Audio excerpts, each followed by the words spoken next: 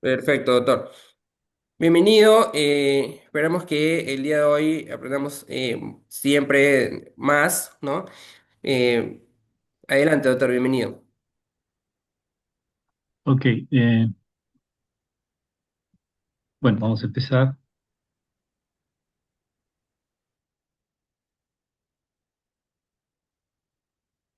Bien, primero quisiera agradecer a CEDIC, Centro Especializado en Diagnóstico Imagenológico, por esta oportunidad.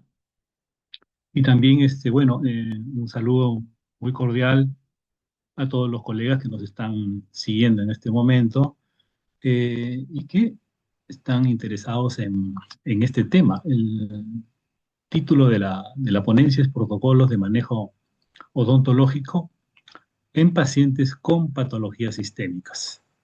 Bueno, este es el temario. Vamos a hablar primero sobre unas generalidades y después vamos a abordar el manejo dental en pacientes, en los pacientes más que con más frecuencia vienen a la consulta que tienen patologías sistémicas. Las patologías sistémicas eh, en este caso de enfermedades crónicas más prevalentes, con alta incidencia y prevalencia, pues es sin duda alguna el paciente diabético, el paciente hipertenso y el paciente oncológico. O sea, ¿quién no atiende o quién no ha atendido, quién no está atendiendo a un paciente que tiene estas morbilidades, ¿no? Esto sin duda es algo de de mucha frecuencia y hay que decirlo, cada vez pues esta frecuencia de atención de estos pacientes se va a incrementar, ¿no? Por razones que vamos a ir desarrollando. Por lo tanto, no podemos de ningún modo estar desatentos sobre esta situación, el cual quiero yo ponerle la atención y dar la alerta de lo que está actualmente sucediendo. Bueno, nos hemos planteado dos objetivos de esta ponencia.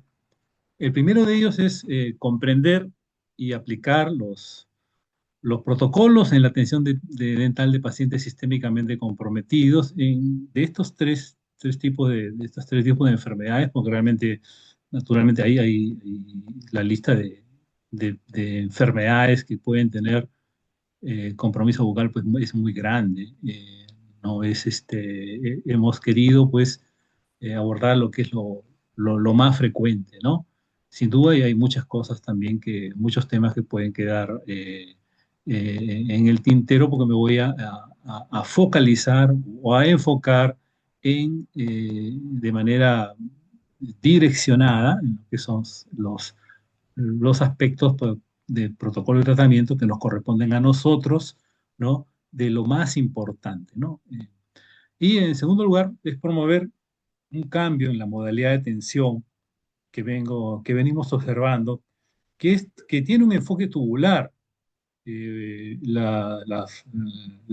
perfeccionamiento profesional de las instituciones odontológicas, la formación profesional, en caso de nosotros los odontólogos, tiene un enfoque tubular dirigido hacia la cavidad oral y poco, en verdad, hacia los aspectos de problemas sistémicos que tienen repercusiones muchas veces notables en cavidad oral y también de manera bidireccional al revés, ¿no? Los problemas de cavidad oral tienen repercusiones sistémicas, ¿no? Entonces, este enfoque tubular creo que debemos irlo ya cambiando porque es un paradigma ya superado, ¿no?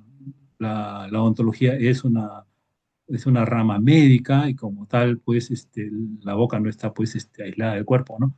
Y tiene, por supuesto, eh, patologías que tienen repercusiones y a la vez hay y cada vez más, pues, enfermedades que van a repercutir y que nosotros tenemos que tener los conocimientos para poder abordarlos debidamente. Bien, vamos con la primera parte, que es generalidades del tema para un poco enfocar, cuadrar, ¿no? Direccionar esta ponencia, ¿ya? Bien, hace un tiempo el- un médico muy conocido, el doctor Elmer Huertas, en una entrevista radial, eh, hizo una serie de comentarios que yo quisiera traer a colación porque tiene que ver con el tema. Y vamos a recordar un poco lo que dijo este doctor en esa oportunidad.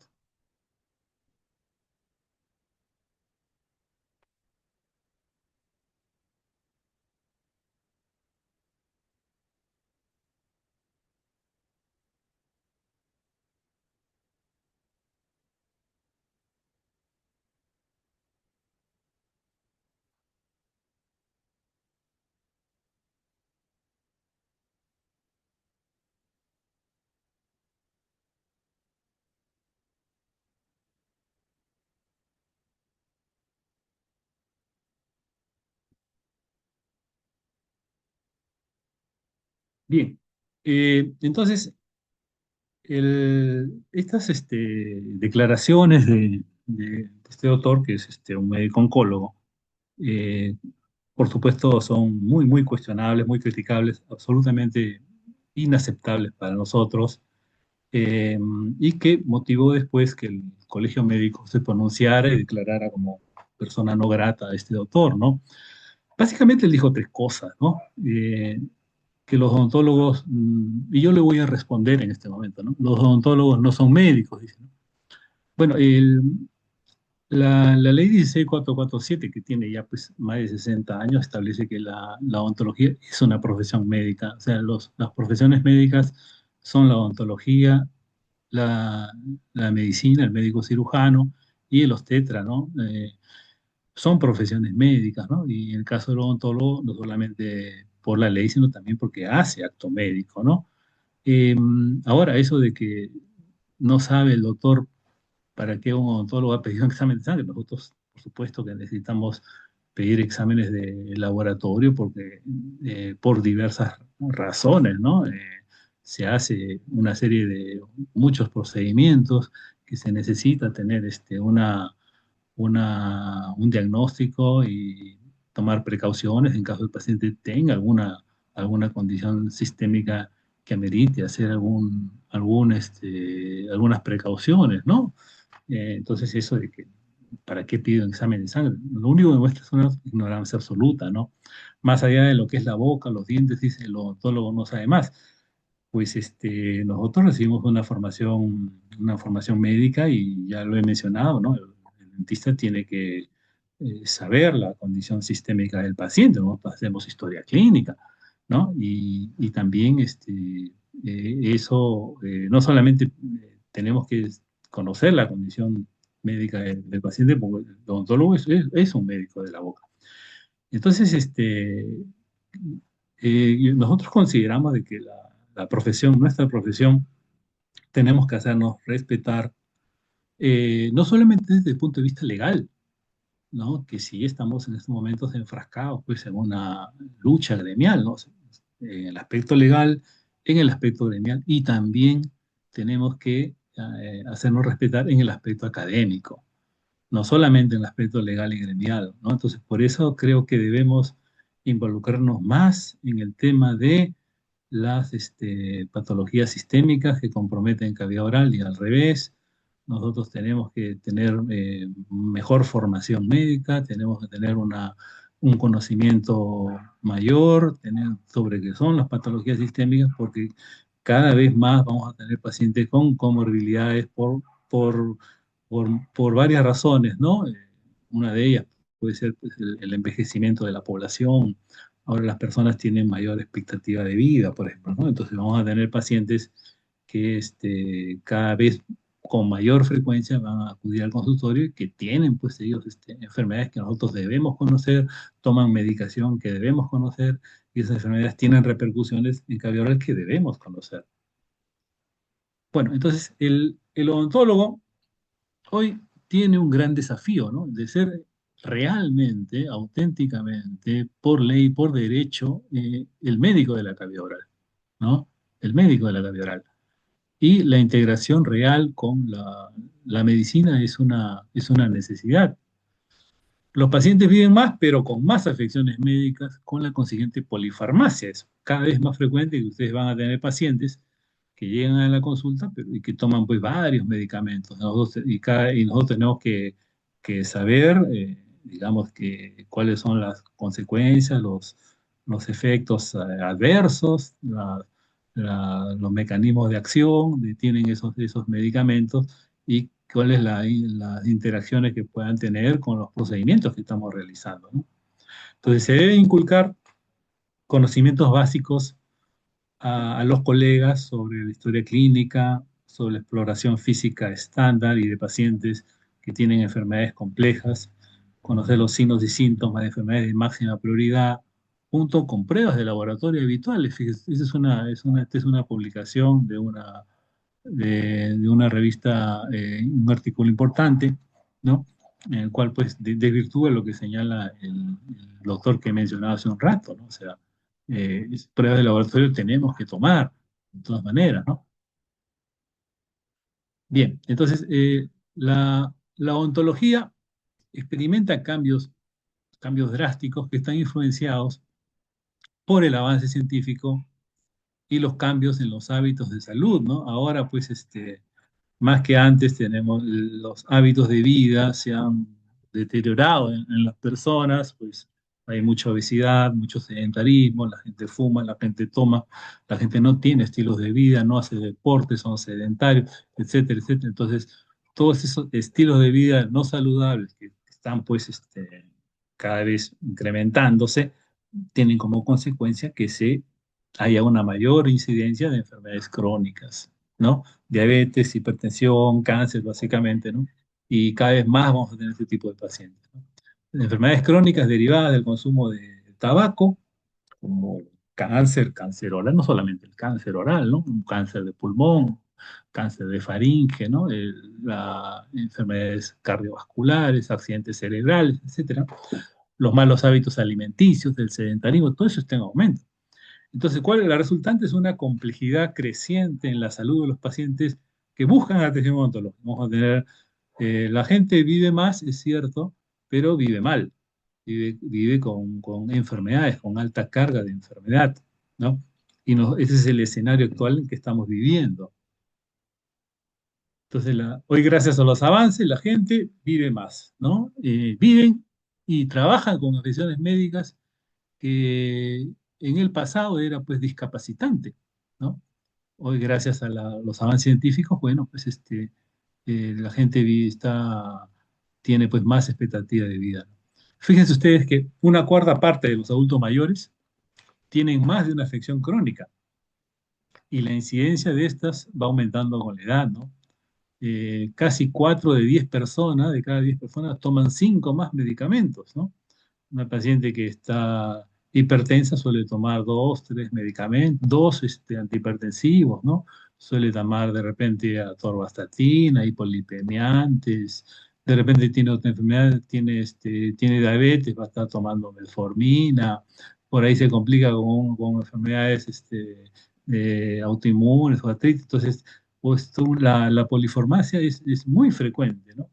Entonces, hoy los pacientes, y ahí viene otro fenómeno que también es un problema, consultan a varios médicos por diferentes afecciones, ¿no? Va la abuelita y va primero al cardiólogo o va después al médico fisiatra y por ahí, qué sé yo, tiene que ir por alguna otra afección, ¿no? Al internista, al geriatra, bueno. Entonces, cada médico suele preocuparse por su especialidad, se centra en su área y se interesa poco de sus otras afecciones, ¿no? No sabe mucho de odontología y muchas veces al revés también, ¿no?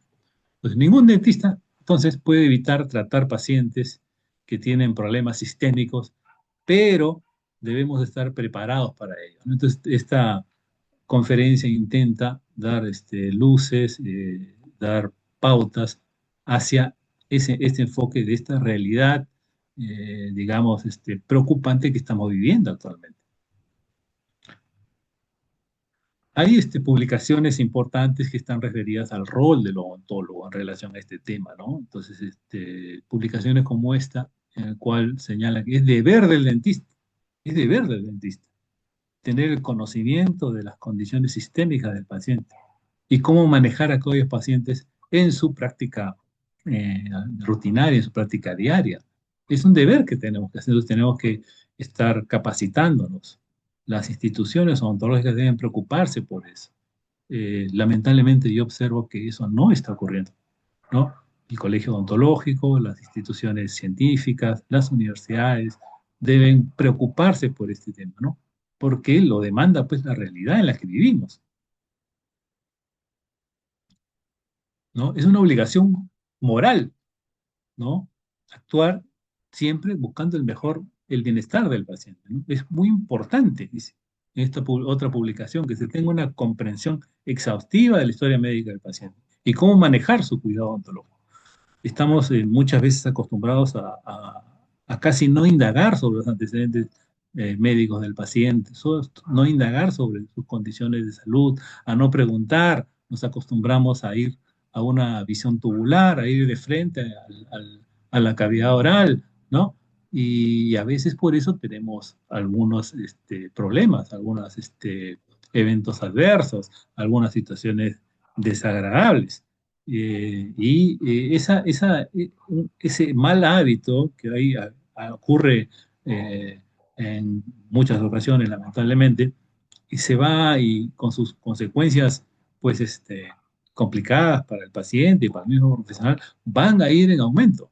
Y van a ir en aumento porque cada vez vamos a tener pacientes que están con estas condiciones, ¿no? Pacientes con enfermedades crónicas, pacientes con polifarmacia, pacientes que no siguen buenos hábitos de vida, pacientes que no tienen buena adherencia a los tratamientos.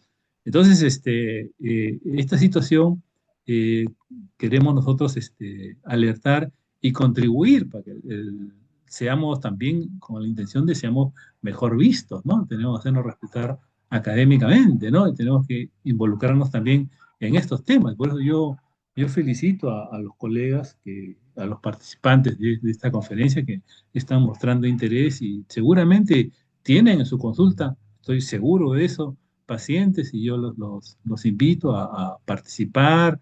Quisiera comentarios, algunas preguntas sobre qué problemas tienen con estos tipos de pacientes, qué dudas tienen, qué, digamos, a los pacientes que están atendiendo, si es un hipertenso, si es un diabético, si es un paciente oncológico, si es un paciente que tiene polifarmacia, ¿no? Se le ha preguntado, qué ha descubierto usted, ¿no? ¿Qué desea usted saber? Pues me gustaría mucho en el chat pues, recibir las preguntas y comentarios de ustedes. Entonces, esta otra publicación de un journal de ciencia dental japonesa, una revisión, ¿no? Sobre que es importante que los dentistas evalúen la naturaleza y el tratamiento de un proceso de las condiciones médicas preexistentes, fíjense ustedes, ¿no? Entre los pacientes, con referencia al impacto que esto tiene en el estatus dental, ¿no? Entonces, evidencia que sustenta este tema y esta preocupación, pues vamos a encontrar y vamos a encontrar cada vez más, ¿no? Bueno, a manera de resumen y para abordar esta primera parte, ¿no? Tenemos un escenario, ¿no? Un escenario mundial, ¿no? Globalmente, las personas viven más, de una mayor longevidad, hay mayor polifarmacia, ¿no? Más comorbilidades, ¿no? Y tenemos estados de salud más complejos por parte del paciente. Eso va a elevar el riesgo, sin duda alguna, en la atención odontológica. Y ese riesgo se va a elevar aún más en la medida que tengamos una visión tubular de nuestra profesión, ¿no? Y tenemos un escenario nacional también, en el cual hay un conflicto con los médicos cirujanos, ya sabemos cómo nos ven, digamos, yo también soy médico y soy odontólogo, pero yo no puedo estar del lado de la injusticia, yo no puedo estar del lado de la soberbia, yo no puedo estar del lado del maltrato, eso de ninguna manera. Yo tengo un compromiso con la profesión odontológica, porque soy odontólogo, tengo compromiso con la profesión de médico cirujano, también soy médico, pero tengo que estar del lado siempre de la verdad, siempre de la justicia, ¿no?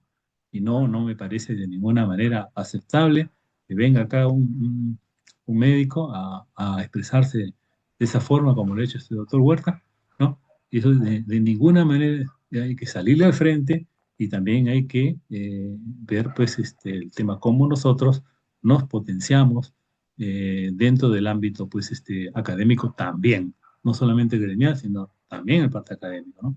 El tema del mercantilismo universitario, ¿no? Las universidades cada vez están deteriorando un poco más la exigencia por una pugna por la universidad, pues realmente, lamentablemente, ha disminuido el nivel académico, hay una formación deficiente, no solamente ontológica, sino en la formación médica también, ¿no?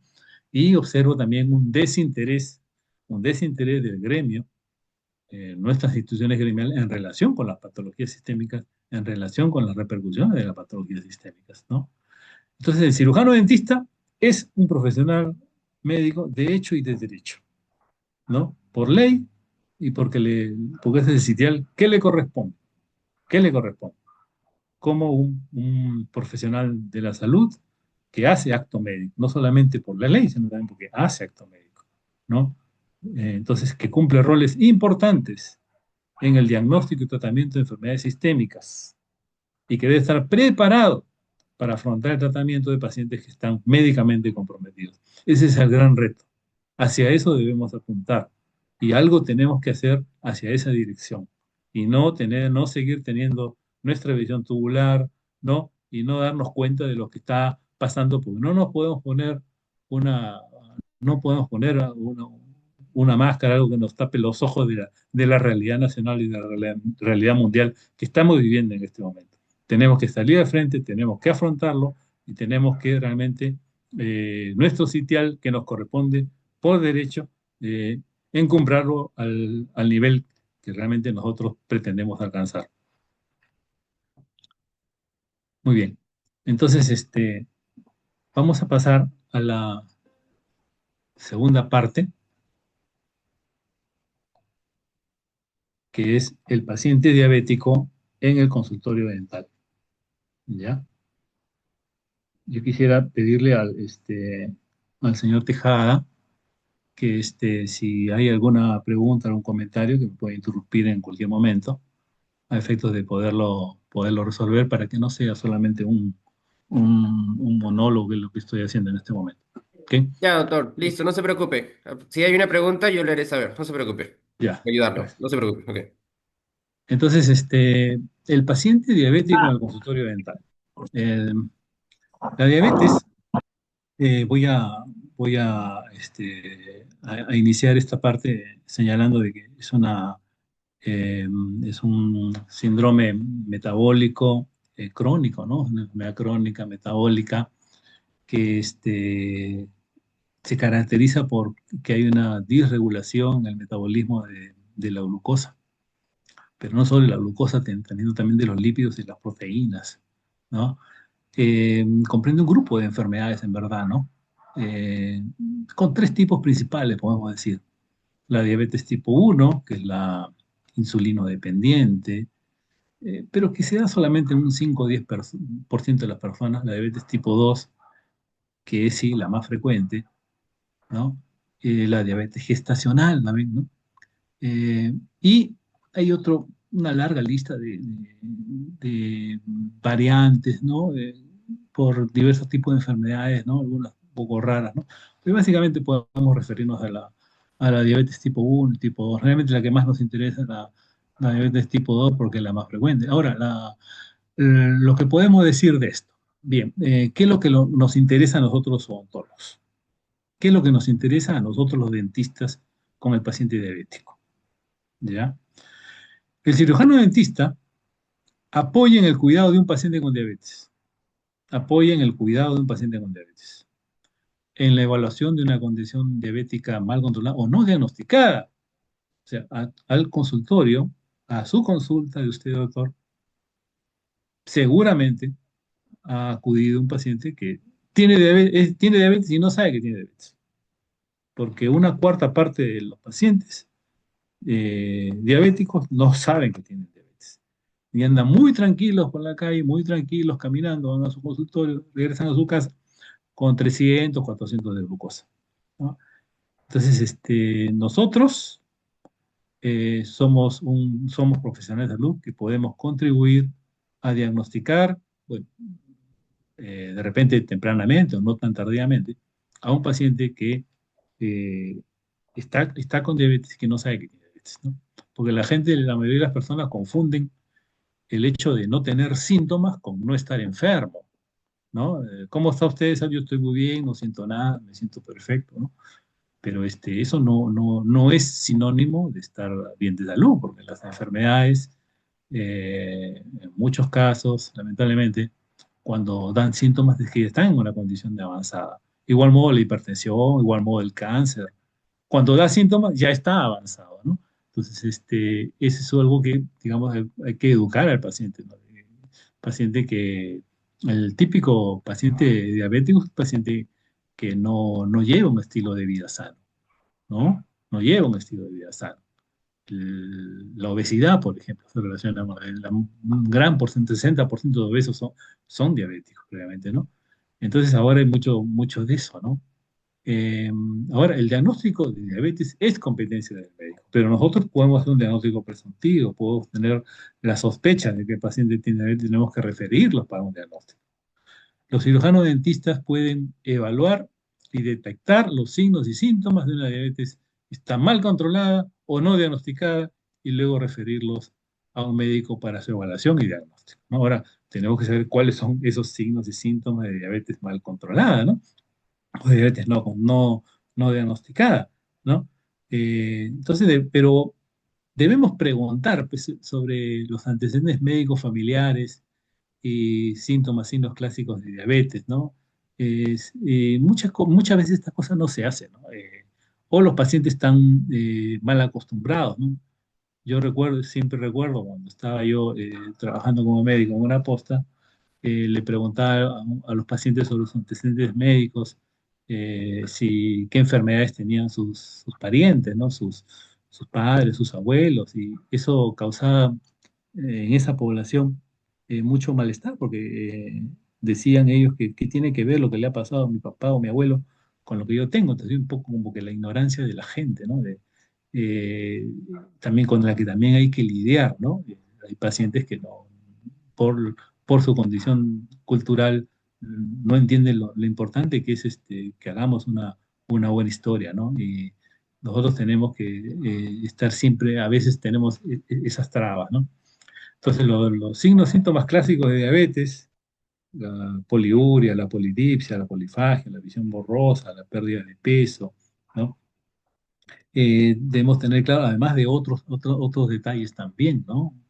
Por ejemplo, en un paciente con diabetes ya tenemos una lista de ciertas manifestaciones orales que pueden tener, ¿no? El síndrome de boca urente, ¿no? Siente ardor bucal, ¿no? La presencia de candidiasis, de micosis, ¿no? Cuando tiene micosis tiene más ardor bucal todavía, ¿no? La presencia de caries dentales, como hay serostomía también, caries dentales, sobre todo caries radiculares. Eh, es un factor de riesgo importante de enfermedad periodontal, de gingivitis y periodontitis, ¿no? Estas periodontitis se hacen más acentuadas, ¿no? El líquen plano, reacciones liquenoides, ¿no? Digamos, eh, digamos, eh, son lesiones orales que también pueden ser potencialmente malignas, ¿no? Caracterizadas por una alteración epitelial. Las células epiteliales, pues, van a, van a alterarse, tienen algunas reacciones como reacciones hidrópicas, una hiperkeratosis, ¿no?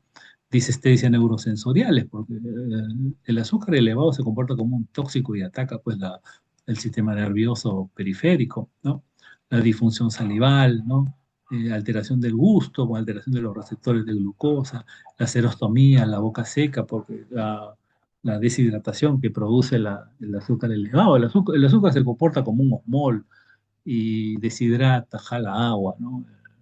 Los pacientes tienen por eso poliuria con deshidratación, ¿no? Entonces eso se repercute también de toda la economía con la serostomía, ¿no? Entonces, otras manifestaciones que puede tener un paciente con diabetes es el aliento cetónico, es el aliento a manzanas o a peras, ¿no? Bueno, esas cosas, esos datos, esos detalles debemos tener. Entonces, tenemos un paciente que tiene antecedentes familiares, ¿no? Por línea paterna o línea materna, que tiene malos estilos de vida, ¿no? Paciente que, bueno, pues no, sedentario, una mala dieta, ¿no? Comida chatarra, sobrepeso, ¿no? Alcohol, cigarro, bueno, pues y la edad también, siempre la edad es un factor de riesgo. Doctor, disculpe. Sí, Por acá tenemos sí. una preguntita del doctor Sí. Alberto. ¿En qué caso haría profilaxis antibiótica en un diabético? A ver, no hay una indicación clara sobre profilaxis antibiótica, ¿no?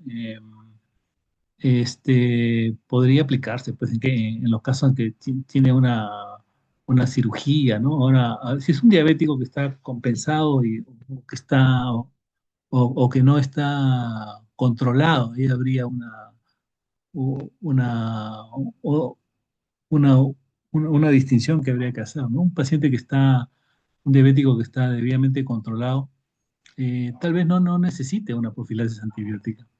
Ahora, si se trata de un diabético que no está controlado, pues antes de hacer la profilaxis habría que buscar que esté controlado, ¿no? Que tenga el azúcar en niveles normales.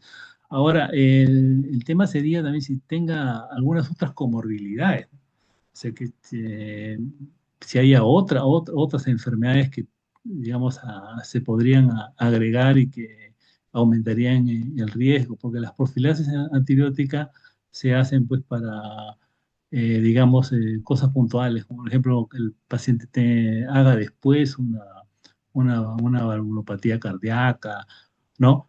O tenga pues una inmunosupresión agregada, ¿no? Pacientes con cáncer, ¿no? Que tengamos inmunosupresión, en esos casos sí hay que dar una profilaxis antibiótica, ¿no? Pero de manera general, si solamente diabético, en la literatura no encontramos recomendaciones de profilaxis antibiótica a diabético, ¿no? Eso es lo que le podría decir, ¿no?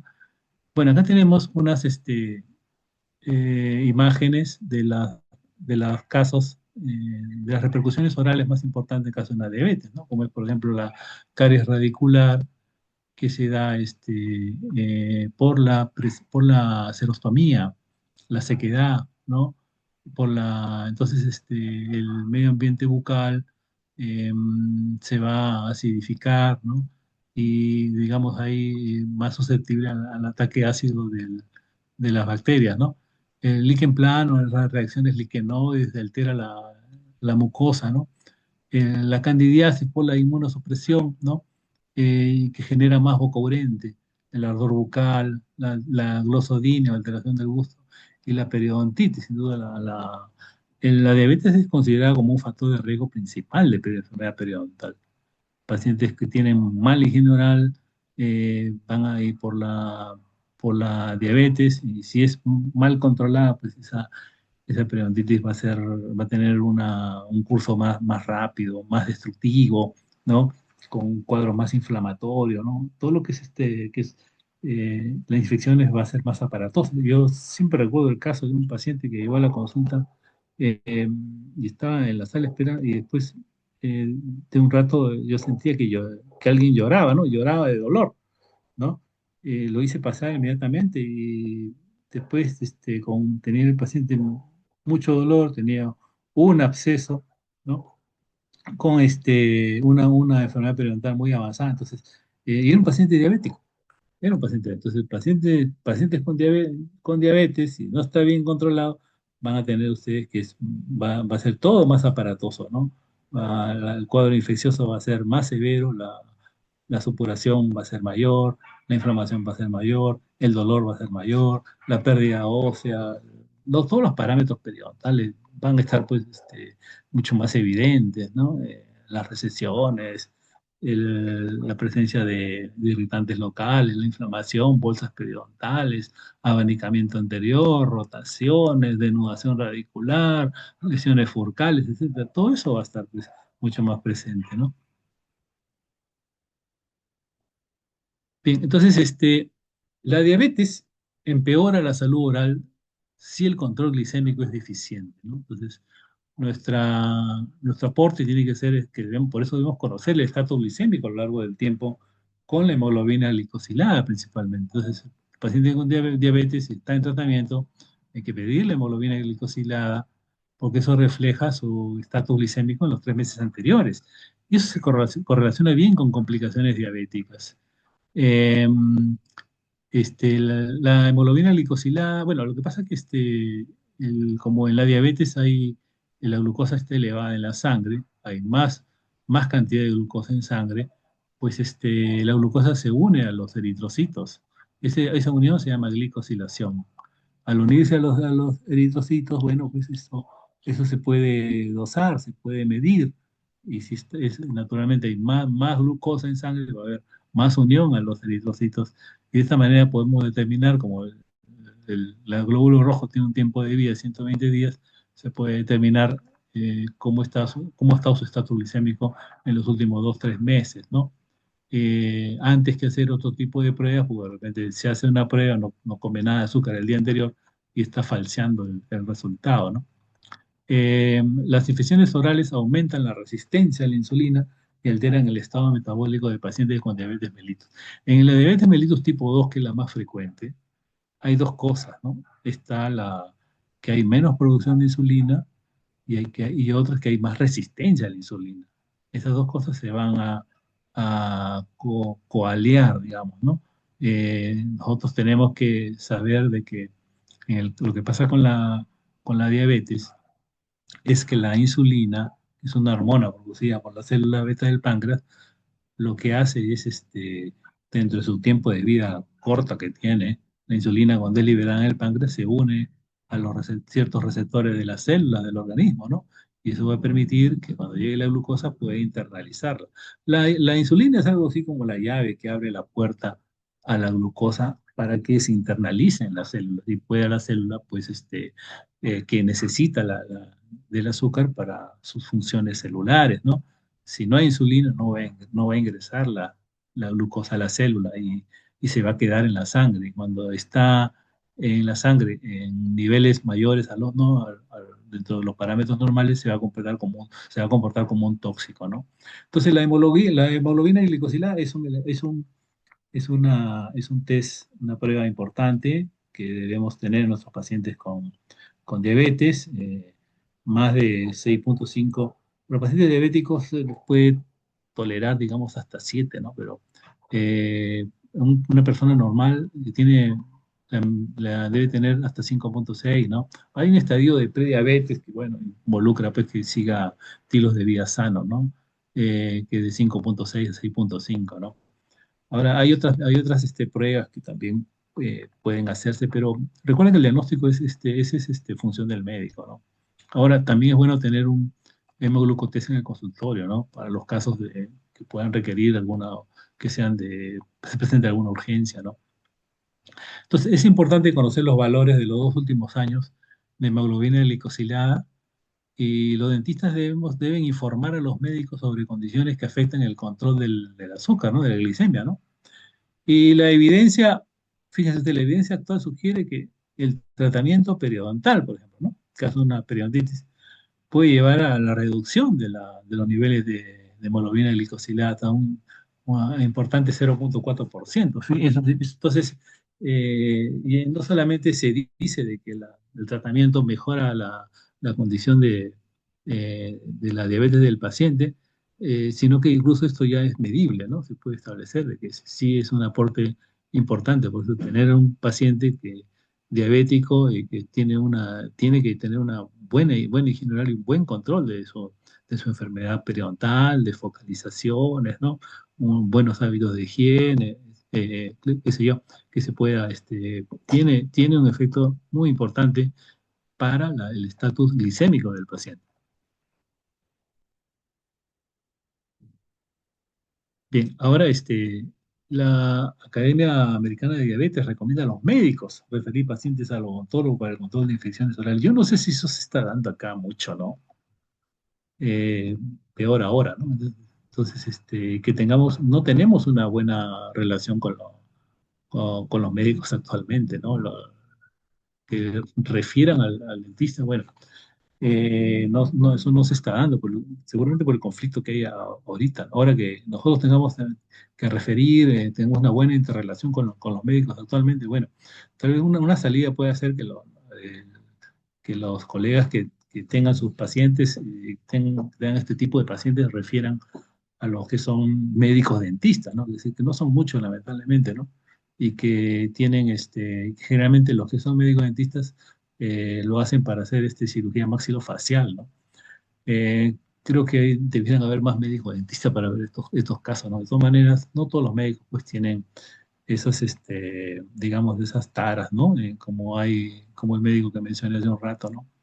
Entonces, en la cita inicial se debe disponer de tiempo suficiente. Ese es otro problema, porque habitualmente paramos apurados, a los pacientes no les gusta que se les pregunte. eh, mm, ahí está, pues están habituados los colegas a, pues, a no preguntar mucho, pero yo les digo que si queremos abordar este tipo de pacientes requiere que tengan tiempo para poder, hay que preguntar, hay que evaluar bien la condición médica, ¿no? Y de una manera superar pues de todas estas trabas que hay, ¿no? Con el sentido del tipo de paciente que tenemos, ¿no? Y los hábitos que hay, ¿no? A los pacientes no les gusta que les pregunten mucho, ¿no? Cuando les preguntas sobre sus condiciones médicas, pues creen que no le estás atendiendo. Ese es un tema educativo también, ¿no? Entonces se debe actualizar el historial médico en cada nueva visita, ¿no? Es bueno. La diabetes y sus complicaciones tienden a agravarse con el tiempo, ¿no? Eh, bueno, yo espero que esto se pueda poco a poco revertir, ¿no? Con todas las trabas y problemas que tenemos, ¿no? Referente a la atención, los sistemas de atención, la educación de nuestros pacientes, la cultura que hay, ¿no? Es un tema cultural. Los dentistas deben asumir roles en lo que es la atención primaria de salud, ¿no? En la consulta para gestionar el cuidado del paciente. Tenemos que educar a los pacientes, aconsejarlos, ¿no? Tiene que bajar de peso, tiene que seguir dieta, tiene que evitar el sedentarismo, tiene que comer sano, ¿no? Tiene que evitar, pues, los azúcares, ¿no? Ese es un problema en el caso de los hábitos, pero tenemos que ser parte de este esfuerzo, ¿no? Se carece de confianza también en la capacidad para detectar diabetes mellitus y asumimos como periférico nuestro papel como profesional de la salud cuando no debiera ser así, ¿no? Debemos capacitarnos, tenemos que ganar confianza y tenemos que detectar los casos y tenemos que involucrarnos y participar contra la lucha contra las enfermedades crónicas, ¿no? La actitud del dentista con respecto a los pacientes con diabetes debe ser más proactiva, por eso, ¿no? Para el manejo de los factores de riesgo, ¿no? Entonces, los dentistas pueden reducir la morbilidad y la mortalidad asociada con la diabetes, manteniendo una buena salud oral de los pacientes, ¿no? Manteniendo buena salud oral de los pacientes y también aconsejándolos, educándolos y participando también, ¿no? Bueno, lo que pasa son los hábitos alimenticios y bajar de peso es una de las cosas más difíciles que hay, ¿no? Ahí tiene un ejemplo de qué es lo que debe comer un paciente, ¿no? Diabético, ¿no? Verduras, poco carbohidrato, poca grasa, una proteína, preferencia sancochada. Así es como debe ser, pero bueno, para que llegue a eso, alguien que está acostumbrado, digamos, a comer de más y comer mal, es complicado. Bueno, la diabetes no es limitante. Ahí tiene la foto de un famoso tenista que se llama Alexander Zverev, un tenista de élite, que tiene diabetes tipo 1, desde niño tenía diabetes, ¿no? Se pone insulina todos los días, pero eso no lo ha limitado para poder llevar una vida, digamos, normal prácticamente, inclusive convertirse en un periodista, perdón, un deportista de élite, ¿no? Bien, entonces la hipoglicemia, y voy a poner foco a esto, es el principal problema que debemos afrontar nosotros los odontólogos. El principal evento adverso, la principal urgencia, ¿no? Y tenemos que contar con un protocolo de acción. Tenemos que reconocerla. ¿no? En el caso de la hiperglicemia, pues eso es más, más larvado, no es brusco, ¿no? Tenemos que reconocerla también, pero eh, el en ese caso hay que entender que el ser humano tolera más la hiperglicemia que la hipoglicemia, ¿no? El cerebro no tolera la hipoglicemia, ¿no? Y ese es el evento que, digamos, más preocupación nos debe dar, ¿no? Debemos estar preparados para la hipoglicemia, ¿no? Pero, y lo primero que tenemos nosotros saber es bien es la historia clínica del paciente, porque los casos de hipoglicemia, esto se da en los pacientes que tienen, que son diabéticos y que reciben insulina. Entonces, si es hipoglicemia, lo primero que tengo que pensar es que ese es un paciente que recibe insulina. Si tengo un paciente que recibe insulina, yo tengo que estar advertido, tengo que estar preparado, tengo que tener precauciones, porque esa es la causa principal de hipoglicemia, el paciente que recibe insulina, ¿no? También puede darse en otros casos, pero no es lo más frecuente. Los pacientes suelen reconocerla, pero debemos estar capacitados nosotros para reconocer y tratar, ¿no? Una buena precaución sería tener un glucómetro en el consultorio, ¿no? Para pacientes con saberlo utilizar, que no es difícil, ¿no? Pacientes que tienen diagnóstico de diabetes mellitus tipo 1 y tengan síntomas de signos sugestivos, ¿no? Típicamente el paciente también debe recibir de preferencia citas matinales, porque en la mañana hay liberación de cortisol endógeno y eso, digamos, mejora el cuadro de la disponibilidad de glucógeno, ¿no? Entonces, ahí tienen los factores de riesgo, ¿no? Terapia con insulina, fíjense ustedes, ¿no? ¿No?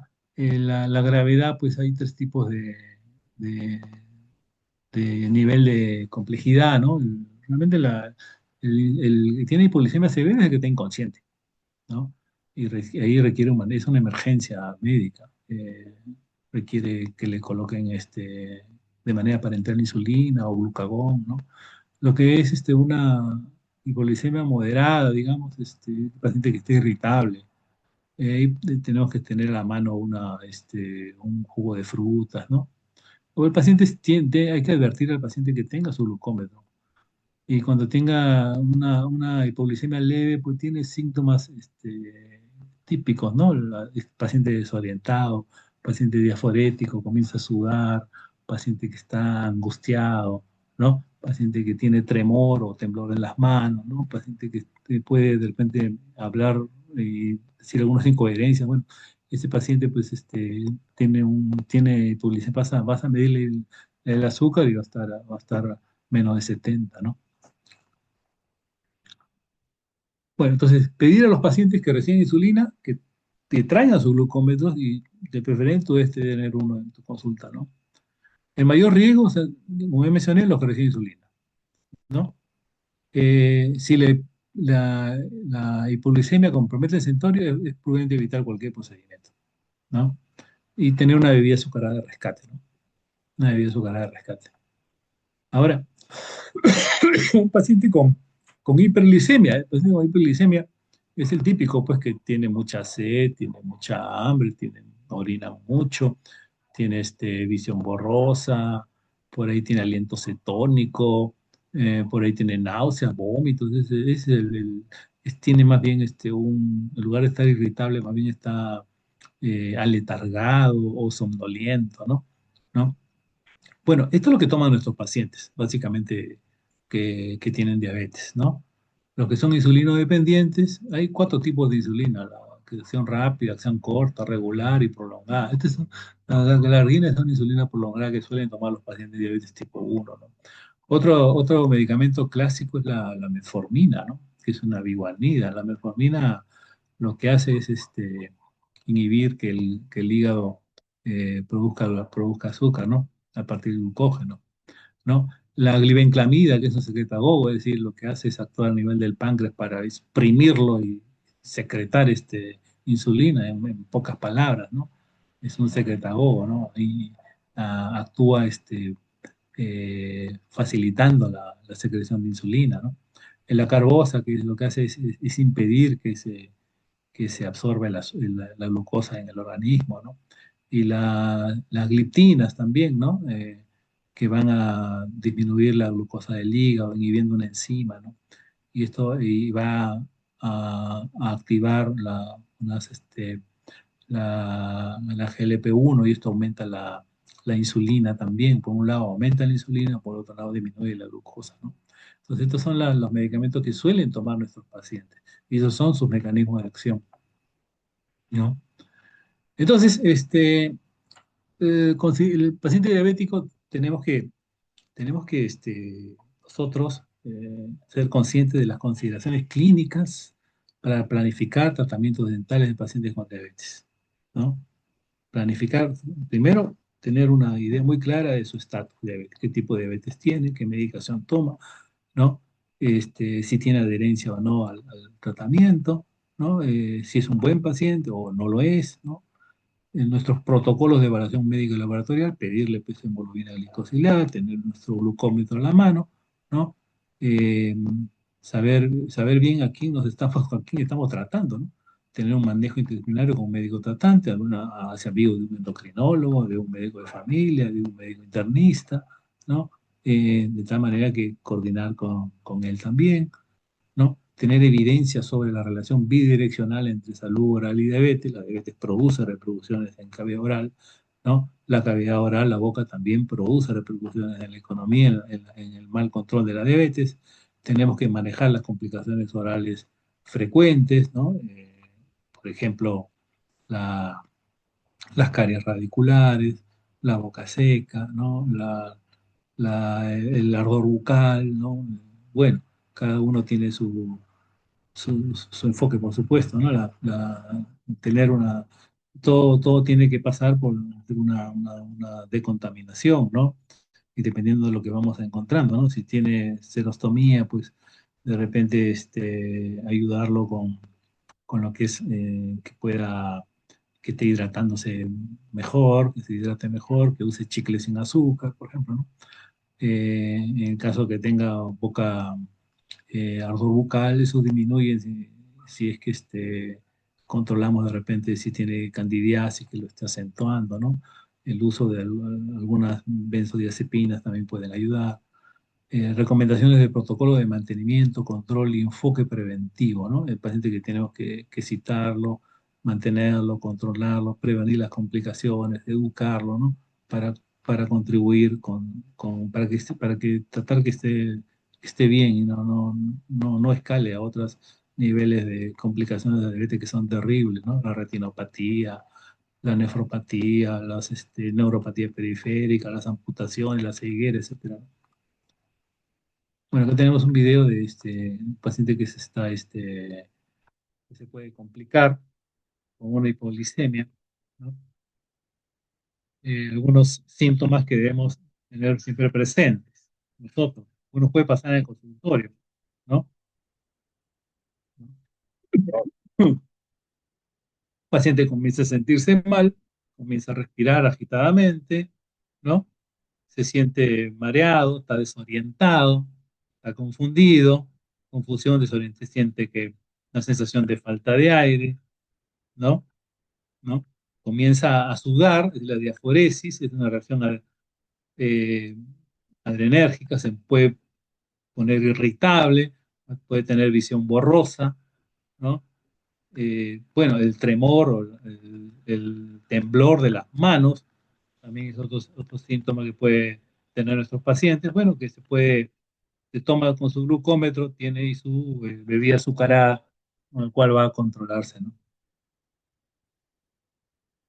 Bueno, a manera de resumen, entonces el odontólogo tiene que ser competente en lo que es la atención primaria de salud, para educar al paciente, para contribuir a su diagnóstico, para referirlo para su diagnóstico, porque no diagnosticamos, ¿no? Tiene que diagnosticarlo bien el médico para que tenga un buen control de su estatus glicémico y en el manejo, ¿no? Tenemos que hacer anamnesis exhaustiva, quieran o no quieran los pacientes, les guste o no les guste, tenemos que hacerlo, ¿no? Y porque en eso nos va, pues, a medida que podamos prevenir, vamos a tener mejores resultados. identificar repercusiones orales, ¿no? Las repercusiones orales que estamos señalando, ¿no? Candidiasis, plano, periodontitis, gingivitis, serostomía, de lengua de papilada, caries radicular, ¿no? Eh, manejar la hipoglicemia, ¿no? La hiperglicemia, ¿no? El, tener, citarlo de preferencia en las mañanas, citas matinales, ¿no? Y nuestros puntos claves es nuestro foco tenemos que saber control de hiperglicemia, la interrelación médico-dentista, tener proactivos en el manejo, ¿no? Bueno, este, vamos ahora a pasar al- a la tercera parte, que es el paciente hipertenso en el consultorio dental. ¿Qué tenemos que saber los dentistas con referente al paciente hipertenso, ¿no? La hipertensión arterial, bueno, es una condición en la cual los vasos, ¿no? Los vasos sanguíneos están sometidos a una presión superior a la normal, ¿no? La presión sistólica para los americanos mayor a 130, para los europeos mayor a 140 milímetros de mercurio, y la presión diastólica para los americanos mayor a 80, para los europeos mayor a 90, ¿no? Sobre esto hay algunas, digamos, eh, eh, opiniones un poco divergentes, ¿no? La hipertensión arterial se puede clasificar en primaria y secundaria, ¿no? Primaria o esencial, que es, digamos, la clásica hipertensión, y la secundaria porque es secundaria a una patología, ¿no? Una nefropatía, ¿no? En fin, hay una tirotoxicosis, enfermedades adrenales, hay un montón, pero la mayoría de casos, pues estamos pues, frente a un paciente que tiene una hipertensión primaria o esencial, ¿no?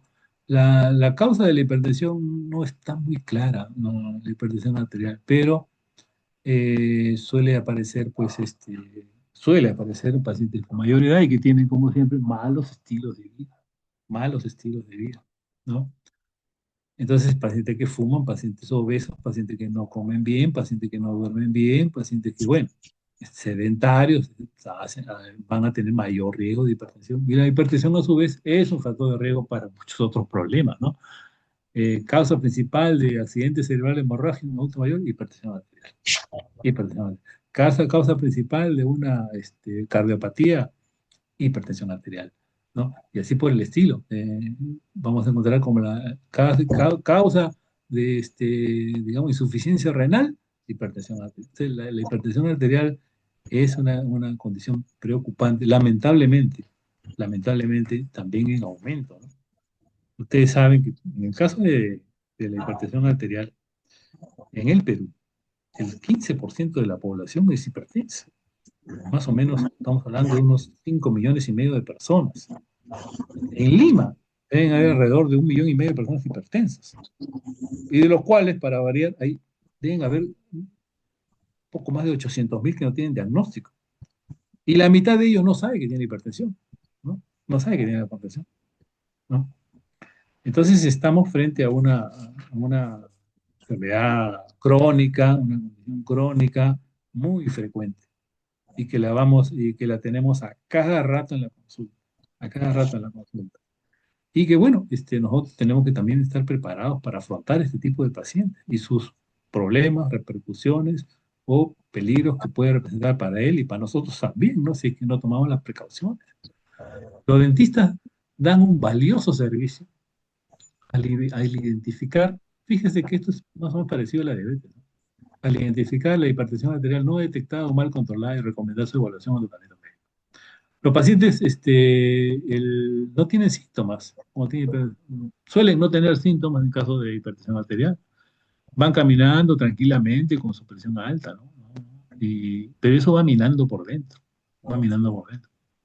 Entonces la hipertensión alta, especialmente la que ya es muy elevada, aumenta pues el riesgo de afecciones, ¿no? Cardiovasculares, la angina de pecho, el infarto de miocardio, el accidente cerebral, ¿no?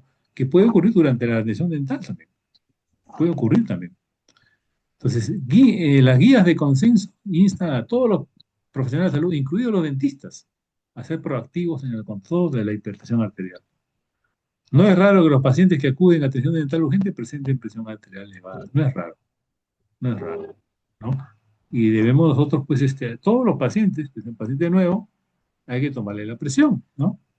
Claro, hay que saber tomar la presión, pues, no debe haber fumado antes, no debe haber estado haciendo ejercicio, ni caminado por largo rato para llegar al consultorio, debe estar tranquilo, debe estar sentado, bueno, a ver, esperar unos minutos antes de tomar la presión, un poco como que hay que demorarse un poco con el paciente, cosa que ahí viene el otro problema con el aspecto cultural de los pacientes que tenemos, ¿no? De que no suelen ser muy pacientes, en verdad, ¿no?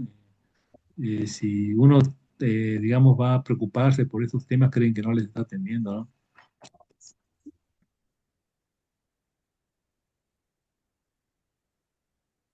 Bien, las causas de presión arterial elevada en la consulta dental incluyen a la que no se ha detectado, la hipertensión no detectada, al que tiene tratamiento inadecuado o tiene una mala adherencia, mala adherencia al tratamiento, no va al médico, no va al cardiólogo, toma a veces sus pastillas y no sigue estilos de vida sanos, ¿no? Ahora, sumado a la ansiedad que puede producir de repente que tiene un problema o una odontalgia y descanso que no ha dormido bien, eso hace que de repente se presente un paciente que con presión alta, ¿no? Ahora, no existen criterios basados en los valores que indiquen cuándo es seguro proceder y cuándo no. Hay algunas opiniones en el sentido de que toda presión arterial mayor a 180 no se debe atender como punto de corte, ¿no? O mayor a 110. Debe ser referido urgentemente al cardiólogo. O mayor a 180 ya se considera una presión arterial, ya se considera una crisis hipertensiva, ¿no? Las crisis hipertensivas pueden ser dos, las urgencias hipertensivas o las emergencias hipertensivas. La diferencia es que la emergencia hipertensiva implica ya un daño de órgano blanco, ¿no? ¿No? Ya un daño, ¿no? Ha afectado el riñón, ha afectado el corazón, ha afectado el cerebro, ¿no? Y la urgencia hipertensiva, bueno, no hay todavía un daño de órgano blanco. Entonces, eso se puede usar como corte en caso que haya que hacer algún procedimiento urgente, ¿no?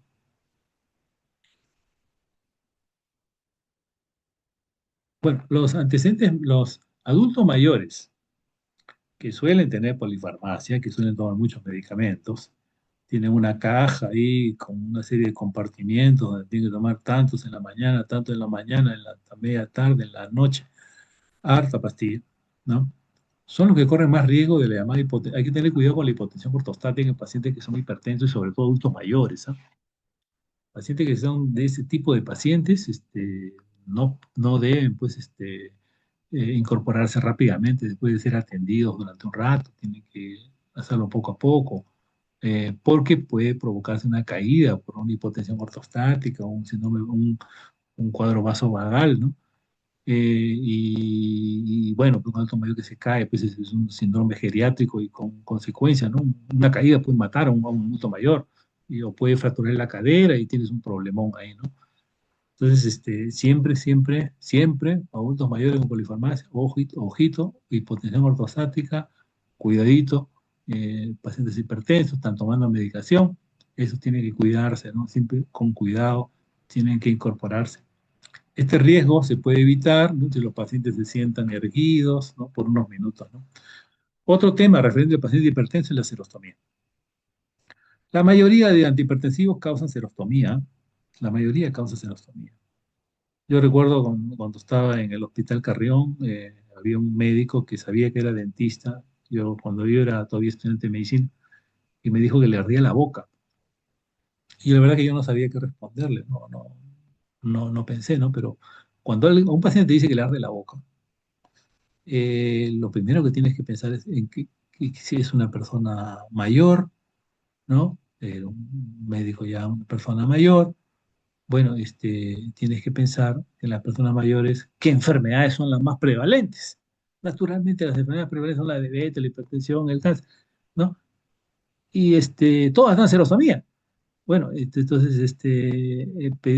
preguntarle en ese momento yo no sabía, pero yo le hubiera preguntado, bueno, ¿qué problema de salud tiene, no?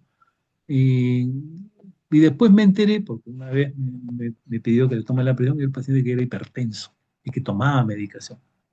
Esa es la razón de del ardor bucal, la serostomía. La serostomía le produce ardor bucal, pero porque utiliza o toma antihipertensivo. Paciente que estaba con la presión alta, que seguramente no, un médico que no estaba, era un paciente que no tomaba sus medicinas o no lo estaban controlando, no seguía buenos estilos de vida, ¿no? No seguía su dieta, etcétera, ¿no? Entonces, cuidado con la serostomía en pacientes hipertensos, ¿no? Es muy frecuente, porque todos los antihipertensivos causan serostomía. O sea, ahora esta aumenta proporcionalmente a la polifarmacia, ¿no? ¿No? Si tiene más medicamentos va a tener más serostomía, ¿no? Frecuentemente subdiagnosticada, que es lo que me pasó a mí, eleva el riesgo de caries, produce dificultad masticatoria, produce dificultad para deglutir, favorece la candidiasis y el ardor bucal, ¿no? Y el ardor bucal. Entonces, los mejores abordajes para la cistostomía, una boca que esté pulcra, con un buen control, con muy buena higiene, desfocalizada, un paciente que esté hidratándose, ¿no? Un paciente que esté utilizando o evitando pues, el alcohol, porque el alcohol produce desecación. O sea, cuando alguien dice, vamos a tomar un par de tragos porque estoy con la garganta seca, pues el alcohol le va a secar más, ¿no? El alcohol deshidrata, ¿no? Y aplicar flúor, ¿no? Por el tema de las caries radiculares, evitar el café, usar mentas o chicles sin azúcar. Bueno, hay otros abordajes terapéuticos ya un poquito más de especialidad. Entonces, la interacción de los antihipertensivos con agentes terapéuticos puede provocar eventos adversos, ¿ya? Cuando la presión sanguínea es mayor de 180/20, entonces la condición es llamada hipertensión aguda o crisis hipertensiva, ¿ya? Entonces, otro aspecto importante en caso de nosotros, que siempre se pregunta, le dicen a un médico, el médico no sabe, pues, ¿no? Eh, Cuando hay un paciente que tiene hipertensión, le va a decir, no le coloquen anestesia con vasoconstrictor. Pero ese es un mito realmente, ¿no? No tiene ninguna evidencia eso. Más bien la evidencia es todo lo contrario. Si uno realiza una alimentación cuidadosa, una aspiración frecuente, un monitoreo de funciones vitales, un paciente que está controlado, no va a pasar nada si se puede administrar de forma segura 2 o 3 cartuchos. Hay estudios que revelan recién a partir de unos 6 cartuchos sí que puede haber algo de... Pero ¿quién va a poner 6 cartuchos, no? Es un poco raro, ¿no? Entonces, en la mayoría de las veces, lo que libera más catecolaminas es el estrés del paciente. No hay que realizar entonces la medición intermitente de la presión arterial en pacientes con diagnóstico de hipertensión. La presión arterial puede cambiar drásticamente durante el tratamiento. Esto está indicado en casos de situación de estrés, procedimientos largos, cirugía oral. Entonces, si uno tiene una buena relación con el paciente, si lo atiende en la mañana, si está sin estrés, si evita el dolor, lo anestesiamos bien, paciente que está tranquilo, no pasa nada. Puedes trabajar tranquilamente colocándole 2 o 3 cartuchos, no hay ningún problema. La elevación aguda de la presión arterial en el paciente con hipertensión, conocida como cuadros severos como una urgencia o emergencia hipertensiva, accidente cerebrovascular o un infarto agudo de miocardio, caso que sea emergencia hipertensiva. Entonces, el estrés produce más liberación de catecolaminas y si hay mucho dolor, esta liberación, fíjese, puede aumentar hasta 40 veces. Entonces, y naturalmente, si uno está estresado, si uno está nervioso, si uno está con dolor, comienza a tener palpitaciones, aumenta la frecuencia cardíaca produce aumento de la presión arterial, ¿no? Porque si está con un tono libre de ansiedad, incluso si le puedes dar una benzodiazepina o una adelante, no vas a tener ningún problema. Ahora, si por alguna razón tienes un cuadro hipertensivo, ¿no? El paciente de repente tiene 160, 170, le puedes dar un captopril lingual y lo puedes repetir incluso cada 3 o 40 minutos y puedes tú perfectamente trabajar con antihipertensivo de rescate, digamos, ¿no? Pero si es más de 180, no, tiene que referirse. Estas son las medicinas que toman nuestros pacientes, las más frecuentes. Básicamente se dividen en 3 tipos, ¿ah? Las que hacen diuresis, que se hacen orinar al paciente, como por ejemplo la espironolactona, la furosemida, la nitrofurantoína que se usa en emergencias, ¿no? Esos son diuréticos, ¿no? Hacen orinar al paciente. Los que son beta bloqueadores, que disminuyen la frecuencia cardíaca, como el bisoprolol, por ejemplo, ¿no? Y los que son vasodilatadores, que van a producir vasodilatación periférica, ¿no? Como el amlodipino, que es un calcio antagonista, la enalapril, que es un inhibidor de enzima convertido en angiotensina, o el losartán, que es un ARA2, ¿no? Son vasodilatadores periféricos, ¿no? Pero si es el que vas a usar, digamos, como rescate, y está un poco subida la presión, pues dale captopril, que es un inhibidor enzima convertido en angiotensina de acción corta, ¿no? Eso es el que se puede dar en esos casos, pero no le vas a dar otra cosa, no le vas a dar anlodipina, porque eso baja demasiado la presión, ¿no? Entonces, tenemos que saber de que los pacientes pueden tomar tres tipos de medicamentos. Los que hacen orinar, que son los diuréticos, los que disminuyen la frecuencia cardíaca, que son los beta bloqueadores, y los que son vasodilatadores periféricos, hay varios tipos. De esa manera se baja la presión. Y lo que muchas veces ocurre es que los pacientes suelen tomar dos o tres antihipertensivos, ¿no? Y lo dan incluso, hay presentaciones como esta de acá, que tiene un olmesartán, que es un ARA2, con una hidroclorotiazida, que es un diurético, ¿no? Entonces suelen tomar medicamentos que tienen acción antihipertensiva diferente. Entonces, ahora, lo que sí no se da son antihipertensivos que tienen la misma acción, ¿no? Por ejemplo, dos diuréticos no se pueden dar, ¿no? No se puede dar, qué sé yo, furosemida con una tiazida, ¿no? Ambos son diuréticos, ¿no? Para bajar la presión suelen darse diuréticos que tienen mecanismos de acción diferentes. Bien, acá tenemos algunos ejemplos de consiguientes dolores en boca, ¿no? El paciente con hipertenso puede tener ardor bucal, síndrome de ardor bucal, puede tener mucositis, producto de la serostomía, puede tener también reacciones liquenoides, puede también tener hiperplasia gingival por el uso de medicamentos como algunos medicamentos antihipertensivos como los beta bloqueadores. Estas condiciones, bueno, se pueden revertir. En el caso de la hiperplasia gingival, la buena higiene oral, el buen mantenimiento, el buen control, ya, disminuye estos efectos, ¿no? Igual para el caso del ardor bucal o la serostomía, ya hemos estado hablando de eso, ¿no? Como eh, el paciente tiene que estar hidratado, ¿no? Chicles sin azúcar, pilocarpina, o algunas otras cosas que podemos usar en caso sea refractario. Bueno, entonces, consideraciones médicas en la evaluación preoperatoria y farmacología. Tenemos que saber qué medicación toma, tenemos que saber las consecuencias de esa medicación, tenemos que ver si tiene buena adherencia el paciente a su tratamiento, tenemos que contribuir a su diagnóstico, tenemos que tomar precauciones en procedimientos que sean invasivos, en caso paciente, sobre todo en temas del estrés, del dolor, tenemos que controlarlo, los riesgos asociados al tratamiento dental en pacientes descompensados, puede ocurrir, ¿no? Si es que no somos precavidos. Y son los riesgos cardiovasculares que ya mencioné. El paciente que tiene crisis hipertensiva puede producir un accidente, un desorden cerebrovascular, ¿no? Y que no te suceda eso en el consultorio, porque eso, sin duda alguna va a tener repercusiones graves, ¿no? Pero si somos precavidos, si somos cuidadosos, si tenemos conocimiento, vamos a poder perfectamente tratar a estos pacientes, que cada vez van a ser más, ¿no? Criterios para postergar tratamiento, cuando el paciente no está adherente, tiene presión muy alta, pautas de interconsulta médica en manejo en caso de emergencias, ¿no? Protocolo de atención dental diferenciada para pacientes con hipertensión controlada y no controlada, ¿no? Si es no controlada, bueno, hay que ver cuánto tiene de presión, ¿no? Si es algo muy urgente se puede hacer, pero ya sabes hasta qué parámetros son. Siempre educar, siempre hacer seguimiento para prevenir complicaciones y tenemos que coordinar de manera interdisciplinaria, ¿no? Bueno, a manera de resumen, eh, usar o no usar anestesia con vasoconstrictor no hay ningún problema, siempre y cuando, digamos, haya un ambiente desestresado, ¿no?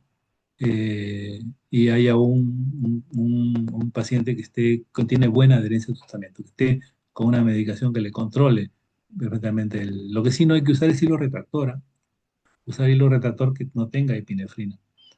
Sabemos que casi todos los antihipertensivos causan eventos adversos, sobre todo serostomía y síndrome de boca urente, sobre todo eso, ¿no?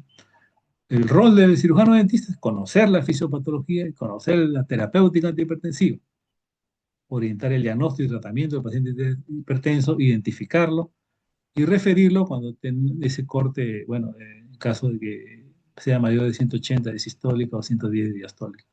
Si es hipertensión leve en consulta, lo puedes tratar con captopril, ¿no? Con un inhibidor de enzima convertidora de angiotensina, ¿no?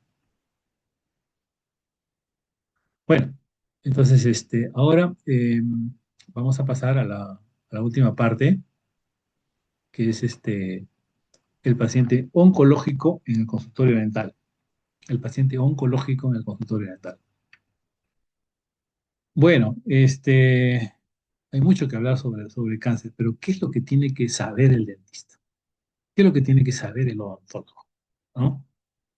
El, el cáncer en el Perú, bueno, más o menos hay una incidencia de 200 por cada 100.000 habitantes.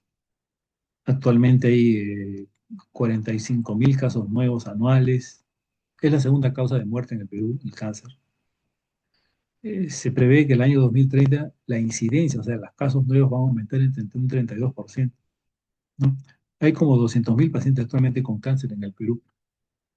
Eh, ¿Quién no sabe de alguien cercano que tenga cáncer? ¿Quién no tiene un paciente con cáncer? ¿No? ¿Qué familiar no ha muerto cercano a ustedes con cáncer? ¿No? Ahora, es conocido que el tratamiento con cáncer produce clásicas consecuencias, ¿no? Como es, por ejemplo, la alopecia, la caída del cabello, las náuseas, los vómitos, producto de quimioterapia, pero poco se sabe de las repercusiones orales del cáncer, del tratamiento oncológico. Poco se sabe de eso. Yo quisiera enfocarme en eso, en lo que necesita saber el odontólogo, ¿no?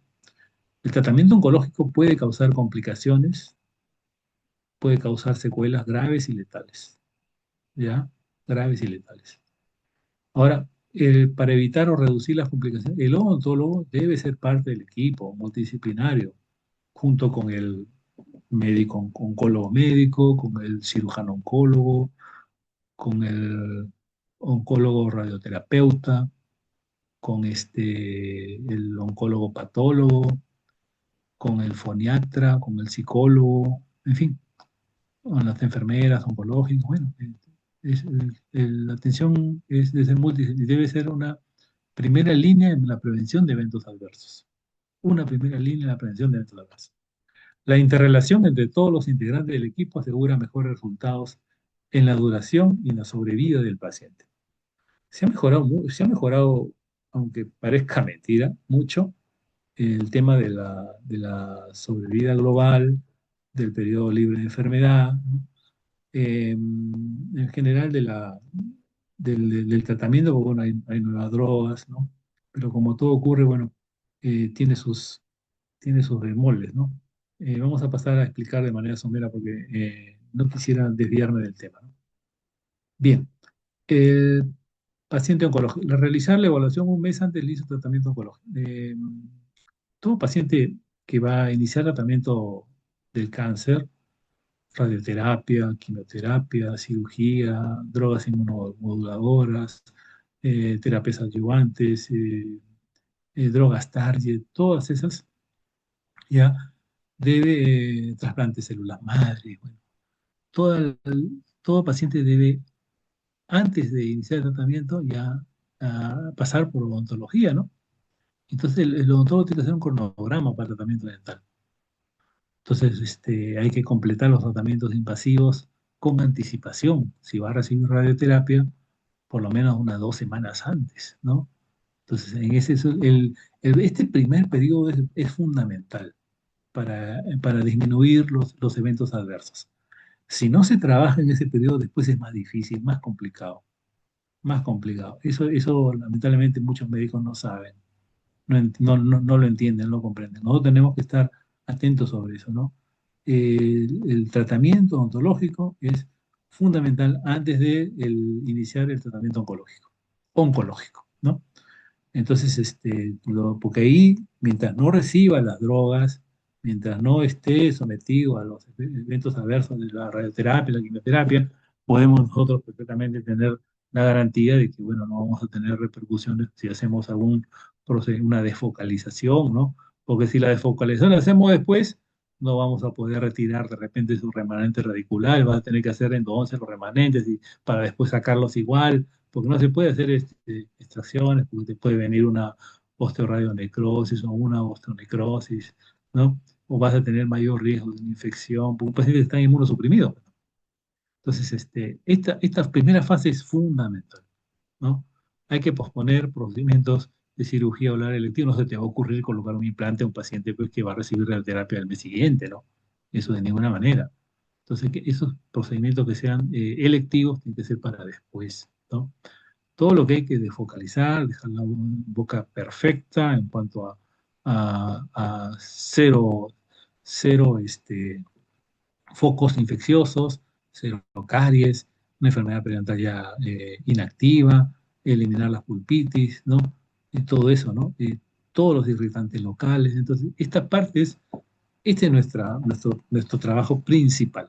Este es nuestro trabajo principal, ¿no? Ahora, un poco para saber el escenario actual de la oncología. Y ya en el Perú, ¿ah? Ya en el Perú. Por ejemplo, la cirugía ahora está en boga lo que es la cirugía robótica. En el INEM, por ejemplo, hay dos o tres robots que operan, ¿no? Sobre todo cirugía de mama. Esto poco a poco va a entrar más todavía, ¿no? Entonces, tenemos que conocer que la cirugía, pues, ha mejorado mucho, ¿no? La cirugía del cáncer, ¿no? La cirugía, pues, digamos, de alta, de alto nivel, ¿no? Con mejor pronóstico, más predecible, ¿no? La cirugía robótica. En el caso de la radioterapia también, ¿no? Una radioterapia menos, con menos dispersión, ¿no? Más focalizada, ¿no? Esta, esta radioterapia estereotáctica, ¿no? Que ya también hay ahorita en el INEM, ¿no? Bueno, la quimioterapia convencional que desde hace décadas sigue con los mismos tipos de quimioterápicos, fluoroacilo, platino, alcaloides de la vinca, metotrexate, todas esas drogas que es conocido todas las repercusiones que tienen terribles, se siguen usando porque, bueno, eso está cubierto por el Seguro Integral de Salud, ¿no? Entonces, todos los pacientes que van al hospital, en este caso al INEM, pueden someterse a eso, ¿no? Lo que sí, lo de las drogas tarde que se usan en otras realidades, y acá realmente muy poco por los costos, ¿no? Que mejoran pues la sobrevida bastante, son drogas que están teniendo, eh, digamos, la nueva punta de lanza de la terapéutica oncológica, ¿no? En este caso, por un lado, los anticuerpos monoclonales y por otro lado, las drogas, las moléculas pequeñas. Entonces, todo lo que termine en MAP, como en este caso el blinatumomab, por ejemplo, son anticuerpos monoclonales. Todo lo que termine en el sufijo MAP son anticuerpos monoclonales. Y todo lo que termine en el sufijo INIP, esas son moléculas pequeñas, ¿ya? Entonces aquí la blinatumomab, que también se usa desde hace muchos años los anticuerpos monoclonales, pero que ahora hay avances y hay anticuerpos monoclonales bien específicos, ¿ya? Se han mejorado mucho esto, ¿no? Que actúan tanto contra la célula cancerosa, digamos, potenciando a la célula de defensa, ¿no? Otras drogas TARI o drogas Diana, digamos, ¿no? Y los imatinib, que son las drogas más recientes aún, pero lamentablemente son muy costosas, ¿no? Estos medicamentos, por ejemplo, del lado izquierdo, eso cuesta como $4.000, y el lado derecho está como $5.000 la caja. Entonces, un tratamiento con drogas TARI oncológicas te cuesta como 400.000, $500.000, ¿no? Esto no lo cubre los servicios de salud, ¿no? Entonces, esto, digamos, no está al alcance de la gran mayoría, pero sí ya hay pacientes que le pueden llegar al consultorio que están recibiendo también estas drogas, ¿no? ¿No? Y tenemos que tener conocimiento sobre estos nuevos tipos de medicación. Yo recuerdo hace poco conversando con un familiar, un tío lejano, me decía de que él me había contado que tenía cáncer de próstata, que estaba ya avanzado, ¿no? Con compromiso loco regional, con metástasis vertebral, que había sido sometido a radioterapia, a quimioterapia, y que está recibiendo drogas de este tipo, ¿no? Y que se encuentra en perfecta condición. Ahora, él me decía que son medicamentos que los toma por vía oral. Cuando me dicen que es por vía oral, yo ya sé que son de moléculas pequeñas, como el imatinib, porque estos son vía oral.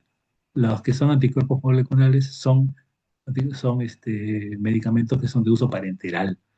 Entonces, esto es la revolución en lo que es la terapéutica del cáncer, ¿no? Las drogas target. Entonces, tenemos que conocer esto, saber que estos son los tratamientos que reciben nuestros pacientes y que llegan al consultorio, ¿no? ¿No? Ahora, ¿cuáles son las consecuencias porque lamentablemente las nuevas drogas no están exentas de eventos adversos, lamentablemente.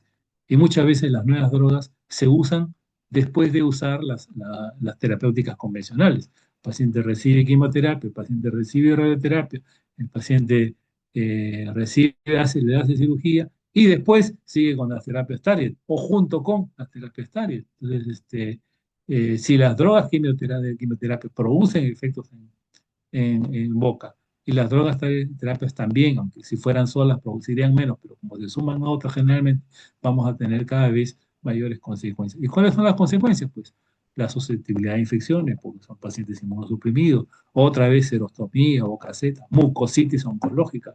El tema sí puntual es la osteonecrosis, en el caso que fuera por el uso de ciertas drogas como son los bifosfonatos o el ácido soledrónico, ¿no? La alteración en la cicatrización, ¿no? La susceptibilidad a infecciones y otras, también reacciones liquenoides, neurotoxicidad, pigmentaciones, ¿no? Estos son los que son las consecuencias que tienen, los eventos que tienen en cavidad oral en nuestros pacientes por el tratamiento oncológico. Entonces, el tratamiento implica el uso de fármacos y tratamientos no farmacológicos para reducir los eventos adversos, principalmente la serostomía y mucositis, ¿no? Se le pide al paciente otras cosas que no usar colutorios que tengan alcohol.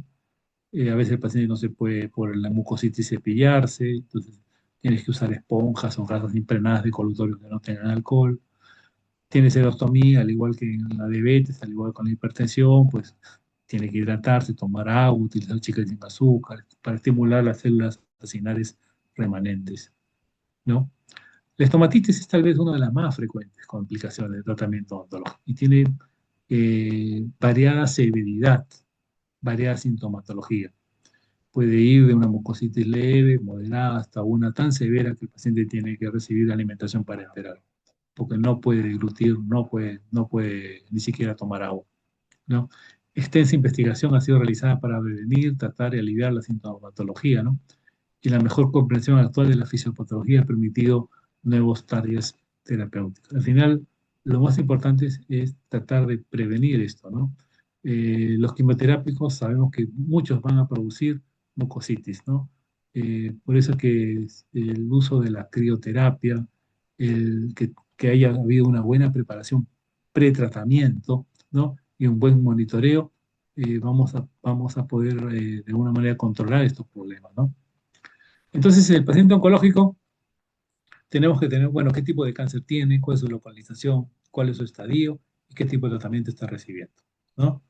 ¿Qué cáncer frecuente? Más frecuente es cáncer de pulmón, cáncer de próstata, en caso de las mujeres, cáncer de mama, cáncer de cervix.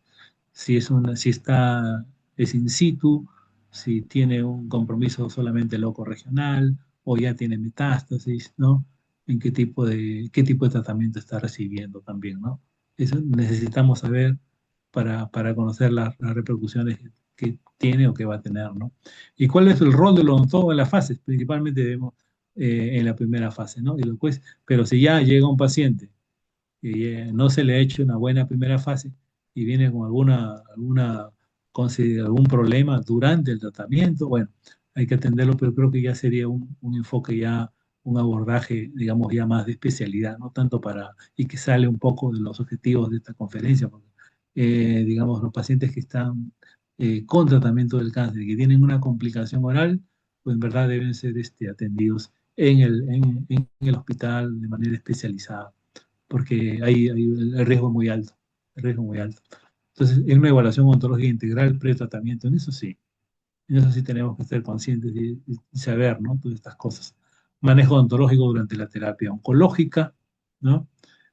Protocolo para prevenir y tratamiento de osteoradionecrosis, la osteoradionecrosis por la radioterapia, ¿no? Y bueno, eso pues tener muy en cuenta y no ocurrírsele a uno, pues el paciente ha recibido radioterapia y hacer una extracción sería realmente, o hacer una extracción de un remanente radicular, o una zona irradiada, o un paciente que recibe bifofonatos, ¿no? Es condenado de repente a que le hagan una mandibulectomía, ¿no? Como ha ocurrido, he visto casos en el INEN de ese tipo, ¿no? Que de manera tan irresponsable se hacen extracciones en este tipo de pacientes, ¿no? Con consecuencias realmente devastadoras, ¿no? Estrategias de rehabilitación oral y maxilofacial post-tratamiento, ¿no? Ya cuando culmina el tratamiento, a veces quedan resecciones, quedan, pues, digamos, hay que hacer rehabilitaciones. Esto ya también es de especialidad, ¿no? En tener un enfoque interdisciplinario con oncólogos y otros profesionales de salud, protocolo de seguimiento a un largo plazo y siempre educación del paciente para prevenir eventos adversos, ¿no? Algunos ejemplos de consecuencias en orales, ¿no? La gingivorragia, ¿no? Hay pacientes de repente por efectos de la medicación, que son inmunosupresores, que depleta todo, inclusive las plaquetas tienen hemorragias espontáneas. O pacientes con leucemia de repente pueden debutar con gingivorragia, ¿no? ¿No? Una leucemia que tiene invasión de encía, ¿no? ¿No? Es uno de los eventos adversos que pueden tener, ¿no? Como hay inmunosupresión, es frecuente que se presenten herpes en la boca, ¿no? O la mucositis oral, que también es muy frecuente, producto de la acción de los quimioterápicos que van a producir pues, el daño. Si el paciente pierde el pelo, es porque, digamos, hay un quimioterápico extractuando sobre células que tienen mucho turnover, mucho recambio celular. Y en la boca, pues, pues, son muy sensibles a la acción de los quimioterápicos, ¿no? Y se va a producir estas lesiones que pueden tener ulceraciones, a veces muy grandes, ¿no? La osteonecrosis produce también de drogas como no hay que confundir osteonecrosis con osteoradionecrosis. Osteoradionecrosis es por la radioterapia y osteonecrosis es por la acción de bifosfonatos, ¿no? Que se usan por algunas tipos de cáncer como el mieloma múltiple, que son drogas antirresortivas, pero también son drogas antiangiogénicas y que lamentablemente los bifosfonatos se quedan pues, en el hueso durante meses, ¿no? Entonces, no se puede hacer este procedimiento en un paciente que ha recibido bifosfonatos así nomás, tiene que pasar un año, ¿no? Entonces hay que tener mucho cuidado con los pacientes que reciben drogas que producen eh, drogas antirresortivas, antiangiogénicas como los bifosfonatos, ¿no? Y la serostomía, producto pues también del daño que se produce en las glándulas salivales, ¿no? Bueno, entonces el paciente oncológico, uno de cada 6 fallecidos es por cáncer. Cáncer es la segunda causa de mortalidad en el mundo, también en el Perú. 70% de fallecidos en países pobres es por cáncer. Tiene un enorme impacto emocional en pacientes y familiares. En el Perú, 45.000 casos nuevos. Los pacientes que reciben quimioterapia, el 40% te va a hacer complicaciones orales, como ya he mencionado. Y si ya ha recibido trasplante de célula de autotrasplante de médula ósea, van a tener 70% de complicaciones, porque para pacientes oncológicos que reciben trasplante de médula, reciben una quimioterapia mucho más intensa. Y por eso que hacen más complicaciones orales. El enfoque multidisciplinario, casos aumentarán en 32% en el 2030, ¿no?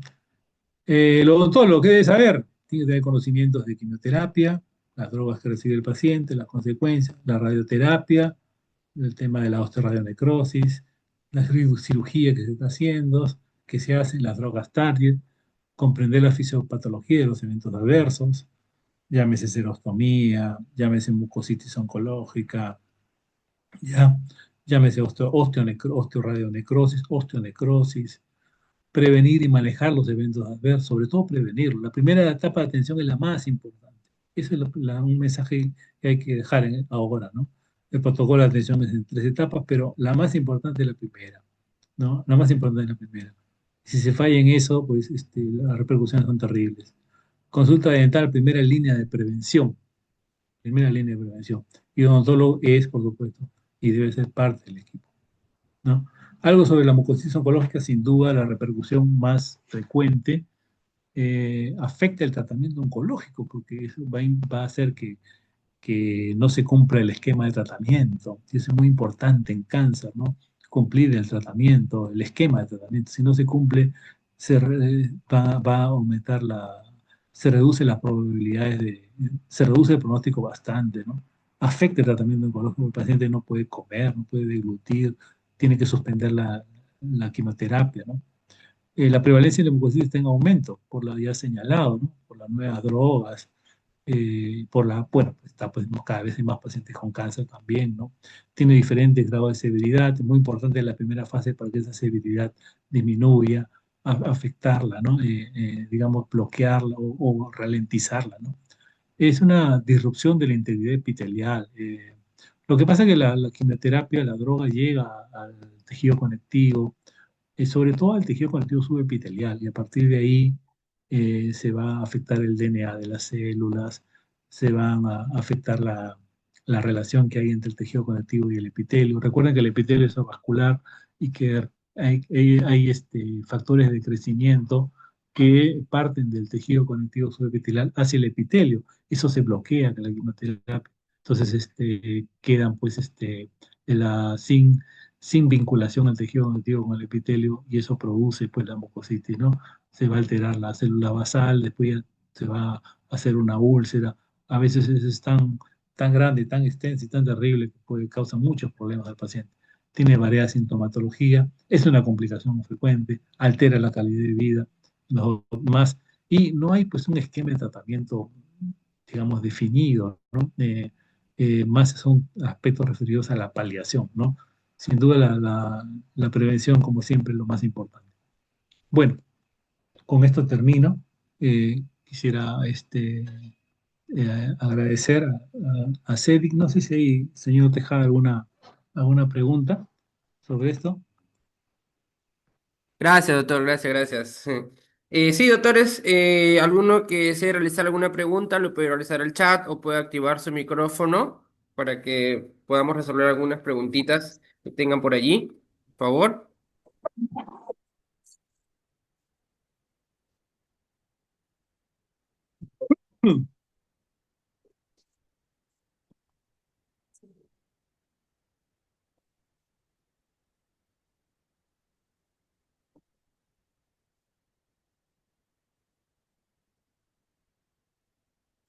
Buenas noches, doctor. Buenas noches. Sí, yo trabajo en ciencias neurológicas. El paciente oncológico que además tenga un problema neurológico degenerativo, ¿qué tipo de medicación me recomienda usted? ¿Qué tipo de problema neurológico degenerativo tiene? ELA Esclerosis lateral amiotrófica. Ya. ¿En qué estadio? está en el segundo estadio, está el paciente. Ya. Estadio, bueno. Y ¿qué tiene, aparte de eso, tiene una neoplasia? Sí. Ya. ¿Qué tipo de neoplasia tiene? Em, He visto ahí todo lo que usted ha presentado y efectivamente tiene la lengua, las papilas gustativas, él ya no siente el sabor a los alimentos. Alteración, sí, ya. Pero ¿qué tipo de cáncer tiene? ¿Qué tipo de cáncer? Sí. Ha hecho cáncer cerebral también. Pero ha hecho también porque la mayoría de los cánceres cerebrales son metástasis. Entonces es un secundarismo o es un cerebral primario. No, es un cerebral primario, Ah, ya. ¿Qué porque tipo de cerebral primario es? ahí tratamos todos esos casos complejos. Ya, cerebral primario, ¿y qué Ujú. tratamiento está recibiendo? Todo lo que es tratamiento, todo lo que es para el ELA, Ya, todo pero el para el cáncer, ¿qué tratamiento está de recibiendo? medicamento, toda la medicación que es para el ELA. Ya, pero para el cáncer, ¿qué ha Usted, recibido? usted, Cirugía, le han hecho quimioterapia, no, nada de cirugía se le ha podido hacer, ya. No es nada de operable. cirugía. Sí, No es- no se le ha operado, no se le ha operado, solamente está con medicación nomás. pero no sabe qué medicación toma, No, recibe. Ya. Solamente, pero esa medicación, digamos, no sabe si es solamente paliativo o es tratamiento oncológico. no, ahí todo el tratamiento neurológico que se le da a todos los pacientes son paliativos, porque como todo es degenerativo, Ya. entonces ya sabemos que eso va a tener un progreso lento, Ya, pero va porque a ser lento su progreso, ¿no? claro, pero con lo que me está diciendo no es claro para mí si lo que tiene eventos adversos en boca es por el tratamiento oncológico. Es decir, porque si el paciente está recibiendo, por decir, quimioterapia o radioterapia, entonces los problemas que tienen en boca es como consecuencia de eso, ¿no? Ahora no, se me dice que solamente está recibiendo tratamiento para el ELA, eh, pero para el tratamiento oncológico solamente está recibiendo tratamiento paliativo, ¿no? Es decir, le estarán dando pues de repente le estarán dando corticoide o le están dando para el dolor, ¿no? O morfina, no sé, o anticonvulsivantes, No ha llegado a morfina, anticonvulsivantes toma. Está anticonvulsivantes, contra mal. tramadol, Sí. tramadol y anticonvulsivantes, ¿no? Pero Ujú. no es claro si está recibiendo el tratamiento quimioterápico, por decir, o drogas táctiles que le No, no, produzcan en boca no. esos eventos adversos, ¿no? Entonces, en boca me dice que tiene Sí, este, todo le dan licuado, ya, porque ya no, pues el paciente está delicado a pesar que es joven. ya, ya. Y los eventos, Como no tengo el consentimiento informado y es de un hospital, no puedo revelarlo. ya, pero los eventos adversos en boca que tiene, por ejemplo, tiene serostomía, tiene mucositis, tiene Sí, glosodinia, tiene eh, gingivitis, tiene tiene- mucositis. Sí, ya, tiene, tiene toda esa patología adversa, porque no lo ya, ayuda en nada, ¿no? tiene gingivitis, tiene mucositis. Entonces, Sí, bueno, entonces, pero digamos al paciente supongo que habrá pasado lo han llevado a odontología o cómo hacen ese, pues el paciente está postrado. le hacemos interconsulta porque como tiene CIS el paciente, le hacemos la interconsulta con el Hospital 2 de Mayo. Pero ahí en neurológicos hay odontología. Claro, Pero ¿por qué sí, no, por qué tienen que ir nosotros al 2 de vemos mayo? odontología. No, la parte oncológica del cerebro. Ah, la parte oncológica la hacen con el 2 de mayo. Sí, con el 2 de mayo. Ya, pero la parte de atención odontológica, Ah, no, la parte odontológica la estoy asumiendo yo. ya. Entonces, de lo que usted me puede decir del paciente, ¿cuál es el evento adverso principal en boca? Es que no siente sabor a nada el paciente. Ya. El No paciente está siente con, sabor a nada y tiene dolor, pues, ¿no? Tiene ya. dolor cuando come alimentos, entonces ya todo es por sonda nomás. No No a puede la tomar hora que alimentos sólidos, no toma alimentos sólidos. pero sí puede tomar bebidas, líquidos, Sí. líquidos sí. Sí, líquidas. Entonces estamos hablando de una mucositis tipo 3, ¿no? Ujú, Que la 4 la que ya no puede tomar, ¿no? Y claro. aquí está, digamos, desde la disfagia, ¿no? más producto por la mucositis orofaringia que tiene, ¿no? Claro, la mucositis orofaringe y el problema neurológico, oncológico, que no lo ayuda, pues, al Ya, paciente. porque, Es pero muy inestable. él si no tuviera, si no tuviera ELA, digamos, él podría deglutir. Ahí también hay, claro, si no tuviera el ELA, pero también tenemos pacientes que tienen VIH Claro, en otra claro, sala y que tienen problemas neurológicos. sí, Y sí, sí, entonces esos pacientes sí, uy, las encías las tienen pues claro. mal, mal, completamente mal, la lengua, les sangran las encías, pero ellos así tienen fuerza y comen. Ya, ya, pero, Claro, no alimentos duros, blandos, todo se le da blando, blando. Pero claro, sí tiene la posibilidad de comer. En cambio, en el ELA no, porque ellos se atragantan. claro, claro. Ellos no tienen mucha dificultad para tomar los alimentos. Ya cuando están avanzados, sus estadios son de Entonces, riesgo. prácticamente es un paciente que está en paliativo, ¿no? Porque realmente Sí, tiene ELA y además tiene cáncer cerebral, pues digamos, no, ese es lluvia sobre mojado, ¿no?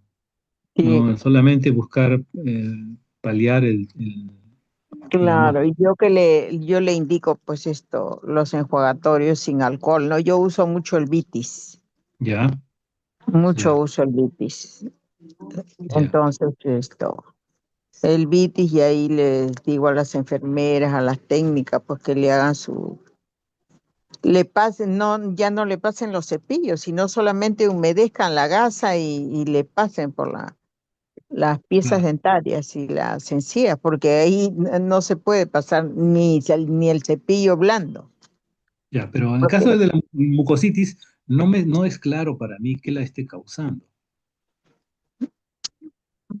deben ser los medicamentos que están suministrándole, pues. Es como Pero, en el paciente con epilepsia. El paciente con epilepsia de por sí tiene una gingivitis. De por sí tiene una gingivitis por los mismos medicamentos que también toma, ¿no? ya, pero digamos, Le debilitan las encías, le debilita el tejido óseo, entonces se le ya, rompen las pero piezas dentarias, pero no se le puede de suspender. lo que está tomando el paciente, no me es Ujú. claro para mí qué droga le está causando la mucositis, ¿no? No es claro para Ah, mí qué medicamento le estará causando. Tendría que claro. ser yo pensaría en un quimioterápico, pero no hay no hay quimioterápico, ¿no? Entonces, alguna droga inmunosupresora también podría ser, ¿no? Sí, le están dando drogas inmunosupresoras. Ya, Sí, entonces, le están suministrando por vía. ya, ya. Bueno, habría que pensar en una medicación no antineoplásica, pero que le está causando eso por, por otro mecanismo, ¿no? Bueno, entonces, Claro. el tema de la higiene, ahora él también tiene serostomía, También tiene serostomía, la lengua la tiene también afectada, pues. Sí, y hay candidiasis. sí, tiene todo eso el paciente, Ah, está bueno, complicado. bueno, habría que, digamos, hacer un plan de trabajo de problemas que tiene, ¿no? Tiene cándida, tiene ardor bucal, tiene mucositis, tiene enfermedad periodontal, tiene bueno, tiene, digamos, cialosis, en fin, habría que hacer Sí, un pues yo le plan estoy ahí, indicando sus enjuagatorios, su vitamina C, ¿no? ya, Para que le ya, suministren a través de vía también la vitamina C.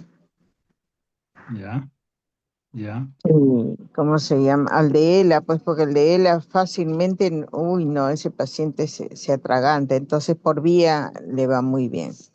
ya, bueno, bueno, ya, pues es un caso sumamente Sí, complejo, ¿no? Que ahí requiere en neurológica los casos, todos los casos son complejos. sí, muy complejo, que requiere ahí un tratamiento muy especializado de paliativista. ¿Lo ha visto el paliativista? ¿Hay paliativista ahí?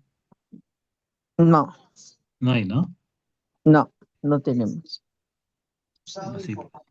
Bueno, bueno, ya, bueno, bueno, gracias.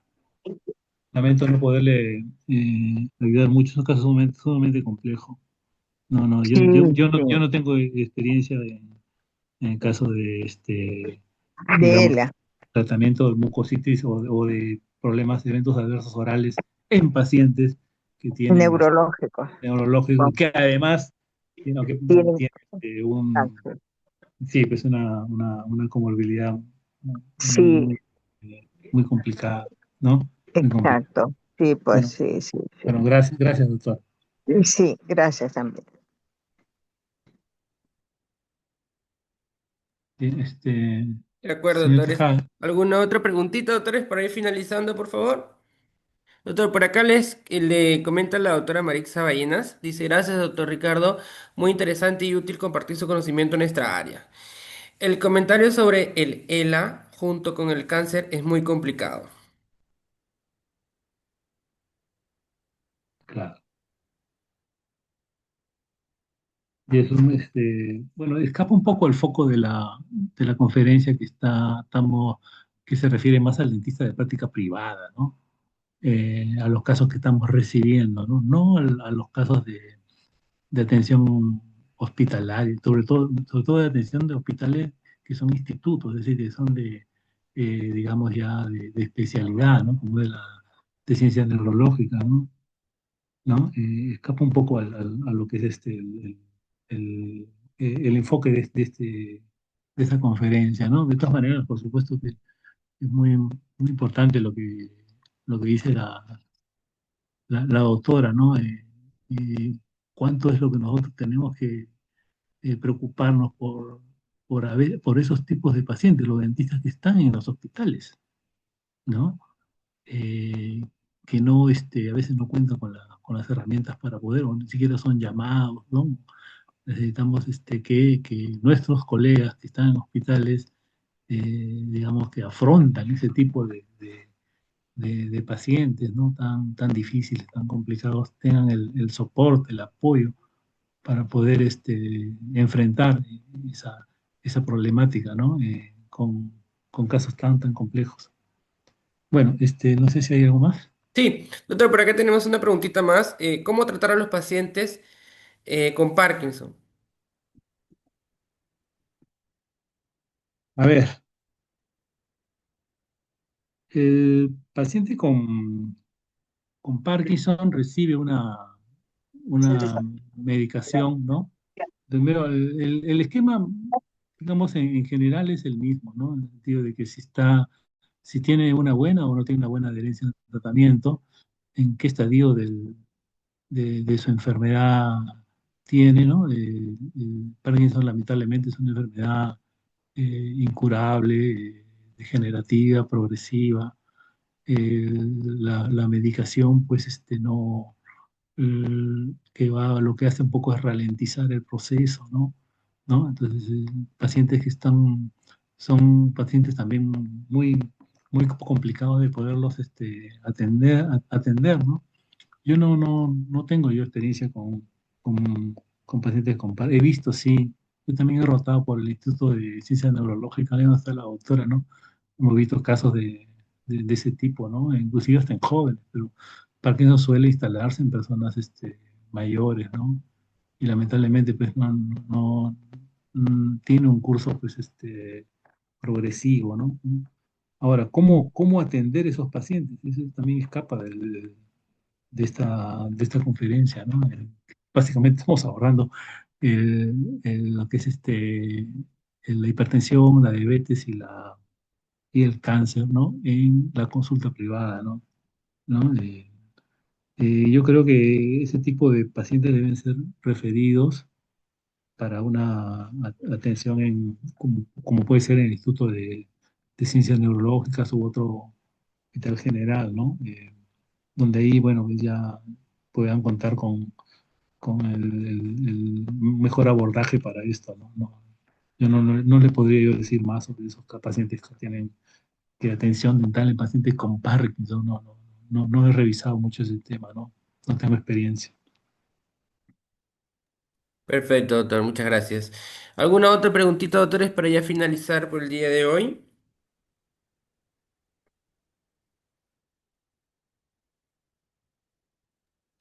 Doctores, también recordarles que la grabación del Zoom del día de hoy está siendo grabada y voy a dejar mi número por acá en el chat para que puedan solicitarla en todo caso. De igual manera va a ser compartida en los grupos, ¿no? Pero en caso de que deseen solicitarla, les voy a dejar mi número en el chat para que me puedan escribir y poderles enviar. La grabación estará disponible, puede ser a partir del día de mañana jueves o el día viernes.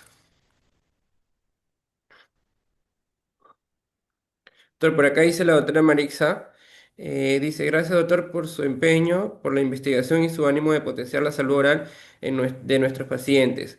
Solo nos queda mejorar la higiene de nuestros enfermos con sus enfermeros.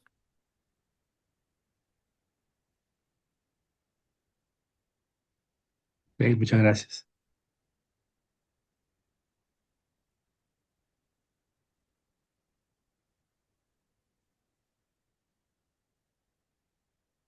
Por acá sí dejan en el chat, doctores, mi número para que puedan solicitarlo. Como les comentaba, estará disponible puede ser el día de mañana jueves o más tardar el día viernes. Estará listo ya la grabación y estará también subida en nuestras redes sociales, en este caso YouTube, ¿no? Eh, bueno, creo que no quedan más preguntitas por allí, doctor.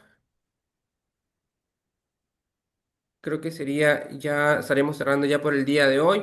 Nos vemos en el próximo webinar, que tenemos dos también webinars el próximo mes, ¿no? Y el cual podrán ver la información también en nuestras redes sociales, en nuestros grupos de comunidad CEDIX, ¿no? Ha sido un gusto, doctor. Muchísimas gracias por la ponencia del día de hoy, un tema bastante interesante que nos puede ayudar mucho en la consulta diaria. Y gracias a todos los que están hasta ahora conectados, ¿sí? Gracias por permanecer allí y bueno, seguimos avanzando con la educación ontológica. Muchas gracias. Buenas noches. Gracias, doctor. Hasta luego. Buenas noches.